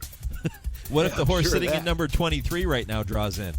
Well, then you're definitely wrong. Timmy? of the 20 horses that are currently on the list, 11 of them will be coming into the Derby off of a win. And that, with my math being correct, that means there's 9 of them that are coming in off of losses. And if you look at some of the horses that are coming in off losses, who would you say is going to win? Raise Cane, 5th in the Bluegrass, Rocket Can, 4th in the Arkansas Derby, Hit Show, 2nd in the Wood, Verifying maybe, 2nd in the Bluegrass, only by a neck. And there's Sun Thunder, Mage, Blazing Sevens, Reincarnate, and the Japanese horse, Continuar. But then again, nobody thought Rich Strike was going to win last year, and after he drew in, he was 3rd in the Jeff Ruby in his last start. And I did a little bit of homework on this, and since 1993, the last 30 derbies, exactly half of them won their final prep race. So and some of the ones that didn't win their final prep race, like My Net Bird was 4th in Sunland in his last. Giacomo, 4th, Santa Anita, and both those were just huge prices. Sea Hero and Thunder Gulch didn't win their prep races. Mandaloon was 6th in the Louisiana Derby. He won the Derby, but that was the unfortunate circumstances with Medina Spirit. So I'm thinking that I'm going to take a horse that's this year. I'm going to take a horse that has won his last prep that will be a Derby winner. So that's what I think. Yeah, well, it sounds to me from your research, Timmy, and that's great numbers, by the way. You have a 50-50 shot of a horse coming out of their last prep that did not win that race and winning the Kentucky Derby, correct? That is correct. All right, we're going to find out, and I know Dale's hoping to draw in with Cyclone Mischief, who did not win his most recent prep. He was behind Forte in the Florida Derby. Maybe he'll be ahead of Forte on the first Saturday in May if he can draw in, and a lot of things have to happen, but who knows? We'll see if Dale Romans can get a run at the Roses in 2 weeks. Dale, I hope it happens for you, brother. Well, thank you. We'd like to get in. Yeah. All right, let's move. It's tough to sit on the outside, like we were talking earlier off air. It's tough to sit on the outside and wish bad luck on somebody. So it's not a good position to be in. I don't want any of my friends to have to make that call and tell their owners they can't run for one reason or another. I just wish there were 3 that would decide they don't want to run. Let me in. No, it could happen. It could happen. Things change. Horses get to the point where their owners say, you know what, we're better suited for the Preakness or for the Belmont. We're going to hold off and not run in the Kentucky Derby. But, boy, it's tempting if you have the points to get in to run in the greatest 2 minutes in sports. 2 more topics to get to before our West Point of the week. And, guys, I thought we'd have a little fun with this next one. So, as I've told you before, my mother used to listen to the entire 3-hour show. Now she sleeps in on Saturday mornings. She gets up and she turns on her radio at 10:30 just so she can hear Dale and Tim, not her son, but Dale and Tim with I Ask, They Answer. So I know she's listening right now. Well, I spent the day with my mother and with my stepfather and my wife and a good friend of ours, and we went out to Keeneland on Wednesday. And we had a box, and just in front of us, in the box in front of us, was Eddie Keneally and his wife and her father and her uncle, so Eddie's father-in-law. And just as our friend arrived, my mother stood up to greet her, turned around, her purse hit a full beer that was sitting on the shelf in front of us. It spilled all over the floor and into the box in front of us. It spilled all over Eddie Keneally's father-in-law and his wife, Catherine. And 2 races later, Eddie and his family were on their way to the winner's circle. So, of course, I spun it positively and told them it was good luck to have beer spilled on you. And it turned out to be the case. So I'm going to ask you, what's the craziest thing that's ever happened to you and turned out to be a lucky omen? Dale, you want it first? I've been thinking about this question since I read it, and I've got so many little peculiarities about watching a race. For one, I never watch it. I would never watch it on TV. I always watch it live. 2, I'll usually watch in the same exact spot. But I'll catch myself doing things like, I think I won a steak without shaving one time, and so I said, well, that was lucky. I'm not going to shave. Then I had to admit to myself I was just lazy when I lost 2 or 3 in a row. But then one time I was trying to fly back from Lexington for a grade 1 at Churchill and didn't make it. I walked in right as the horses were passing under the wire, and we won. And of course, everybody in the connections didn't want me at the next race. They thought it was good luck for me not to be there that day. But no, I think anybody who deals with horses enough has all their own little peculiar twists and turns, and then they change. They're fluid. I always like to say, I'm not superstitious, but why take a chance if something's working? Anybody ever spill beer on you? No, not before the race. Maybe late in the night after a race, if things work good. Well, when you won the Travers with Keen Ice, you were in the racing secretary's office, weren't you? That's because that's one of the few times I didn't watch live, and that's because it was. If you remember how crowded it was, and couldn't get there, couldn't get out front to see it, so we went into the racing office and watched it. So that didn't become a superstition after that? No, that one did. I'll tell you, I think I've told a story before on here. One time I was 16 years old, and I drove to Turfway to saddle a horse for my father at night, and it was 0 degrees, and I stood inside and watched it, and the horse did something in the back of the pack, and it wasn't on the screen. And I told him that night, I said, hey, I couldn't see what happened. He said, you can only watch it live one time. He said, I don't care how cold it is. You can stand out there for a minute, 15 seconds to watch these horses run. And from that day on, I've watched them, I'd say 99.9% of my races live. Wow. Tim, how about for you? What's the craziest thing that's happened to you and turned out to be a lucky omen? Well, I'm not going to name the horse, and I'm not going to name the trainer. But years ago, I was in the paddock at Saratoga before a race, and the trainer came up to me and said, hey, I'm going to give you a few bucks. Go up and bet my horse for me. But I don't have time to do it. I don't want to be seen at the window kind of thing. And he goes, if you have any brains, you'll do the same thing. So I said, all right. So I went upstairs, and I looked at the odds, and this horse is 25-1. Of course, I told everyone in the press box about this little nugget of good luck that was sure to come my way. And there was a stampede to the betting window in the press box at Saratoga, and everybody bet this horse at 25-1. And, of course, the horse won. And I remember going down to the winner's circle. I was going to give the trainer his tickets. And he was like, get away from me. He goes, you got to go cash these for me. And I said, I'm not going to the IRS window for you. But he gave me this, it's a 25-1 shot. And it was when he told me that I should bet it too, I took that as an omen saying I should bet it. And I did, and everybody was happy, and that's the end of the story. Happy ending. I like that. Good story. Can I guess on who it was? You can guess all you want, but I'm not telling you. Okay. I want to say Who do you think Barker. it was? Eddie Barker. No, it wasn't him. Okay. The best part of the story would be if it was Dale Romans. Yeah, but I was trying to think if that ever happened with us, but I couldn't come up with myself telling you that. I don't gamble, but I remember Eddie yelled at me one day walking a horse over. And it's a similar story. I was at my barn, and he had to walk past my barn to get to the paddock. And he said, go bet all you want. And there was some heavy favorite in there, and he upset the apple cart at 25-1. So I know Eddie, he called his shot once. I was thinking it might have been the same horse. Fantastic. Nope, wasn't Eddie. I had a bird fly overhead and crap on my program one time, and I went and bet that horse. Somebody told me it was good luck, and I went and bet that horse, and it actually won. So I'm hoping that happens more often because I don't pick very many winners, but that bird was one hell of a handicapper, I can tell you that. So, all right, one more topic before we get to our last one. Who you got? Well, guys, we're going to make this quick. We're winding down the show. Don't have a lot of time left. So, who you got? The bell has rung in today's Ben Ally at Keeneland. Skippy Longstocking or Rattle and Roll? Tim, who you got? Skippy Longstocking. He's going to become a player in this division. It's taken a while, but he's going to get there. Dale? I like Skippy. Skippy looks like he's coming around. I hope Kenny's horse runs well, but I don't think he can beat Skippy.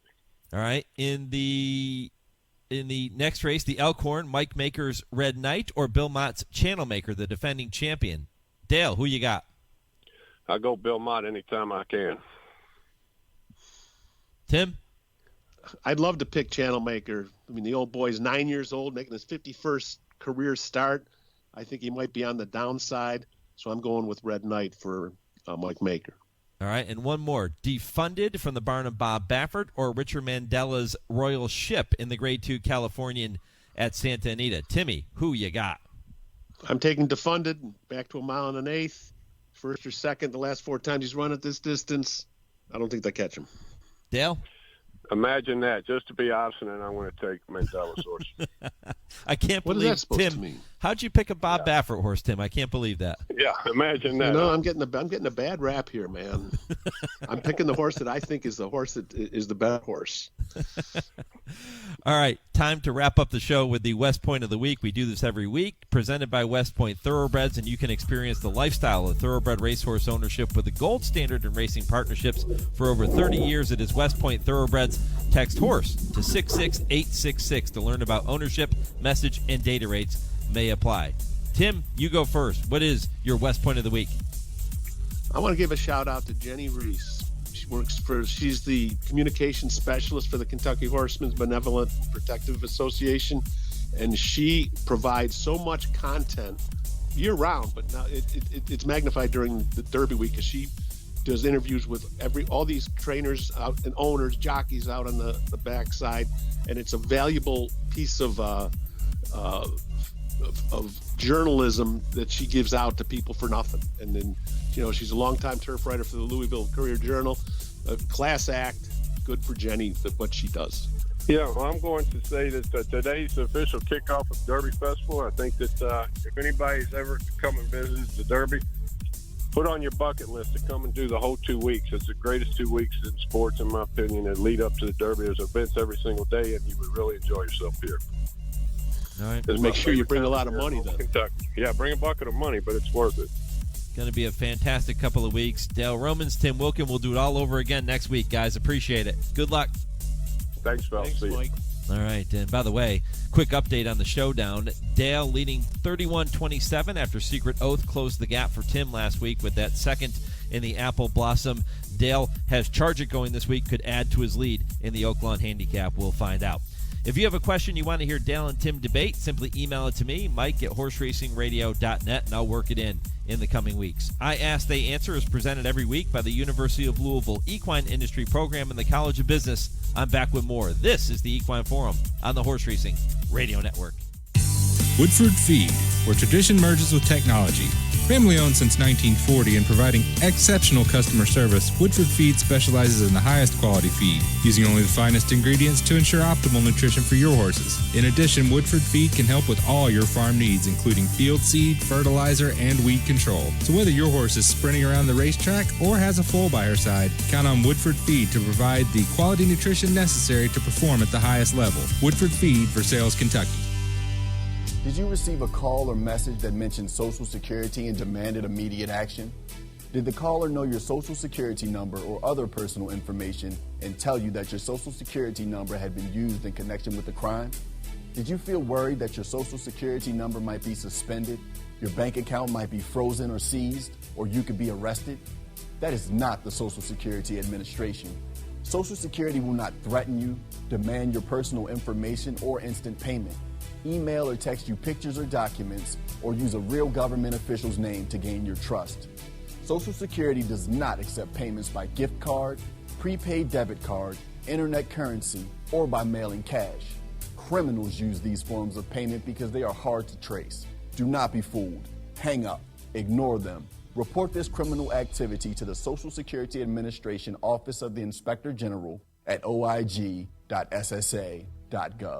Produced at U.S. taxpayer expense. James Brown and Bill Cowher welcoming you back to Dennis Melvin's house. It's time for the Midnight Snack Run. This is one tricky obstacle course. Sticking to healthy habits in this kitchen is going to take focus and determination, but it can be done, JB. He's already entered the snack part of the course, and he's eyeballing a jar of chocolate candy. That is tempting right off the start. Uh-oh, he's reaching, Bill, but he pushes it away. Great stiff arm. He's approaching a plate of delicious-looking iced cookies. Oh, Dennis, you only want one of those. He blows right by him for the apple. Oh, the fridge. It's make or break time, JB. He stares down some rich-looking treats.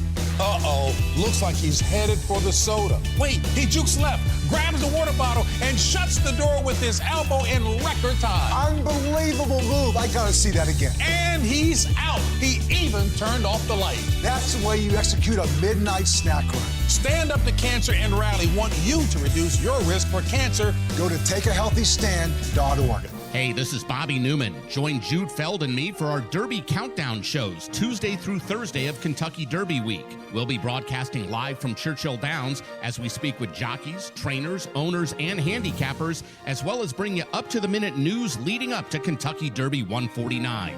The Derby Countdown shows presented by Hillendale at Alapa, Tuesday through Thursday of Derby Week, 8 to 10 a.m. Eastern.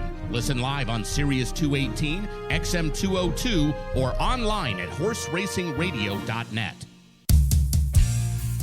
You're listening to the Equine Forum on HRRN, presented by TwinSpires. The May issue of Blood Horse Magazine features 146 pages, and as you might imagine, plenty of Derby conversation and some great conversation about HISA in there as well. You can download a copy of the May issue now from Blood Horse Magazine with the tablet app via the App Store or Google Play, or subscribe today at bloodhorse.com/subscribe. Well, my thanks to all the guests for making this show possible here this morning. We have covered a lot of ground, talking about Woodbine, looking back on Ogden Phipps, talking about the Kentucky Derby, the Kentucky Oaks, 14 days away. My thanks to Scott Shapiro for this week's TwinSpires Triple Play, Kurt Becker for his Stroll Through Racing History, and Dale and Tim with this week's edition of I Ask, They Answer. If you missed any portion of the show, head over to horseracingradio.net to check out the podcast, and you can do that also on every major podcast platform. And don't forget to follow us on social media at HRRN on Twitter, Horse Racing Radio Network on Facebook. My thanks to my producer Lee Delapina in our Lexington studio, and to Chauncey for handling all of our social media. I'm Mike Penna. Thanks for listening to this edition of the Equine Forum. Go Steelers.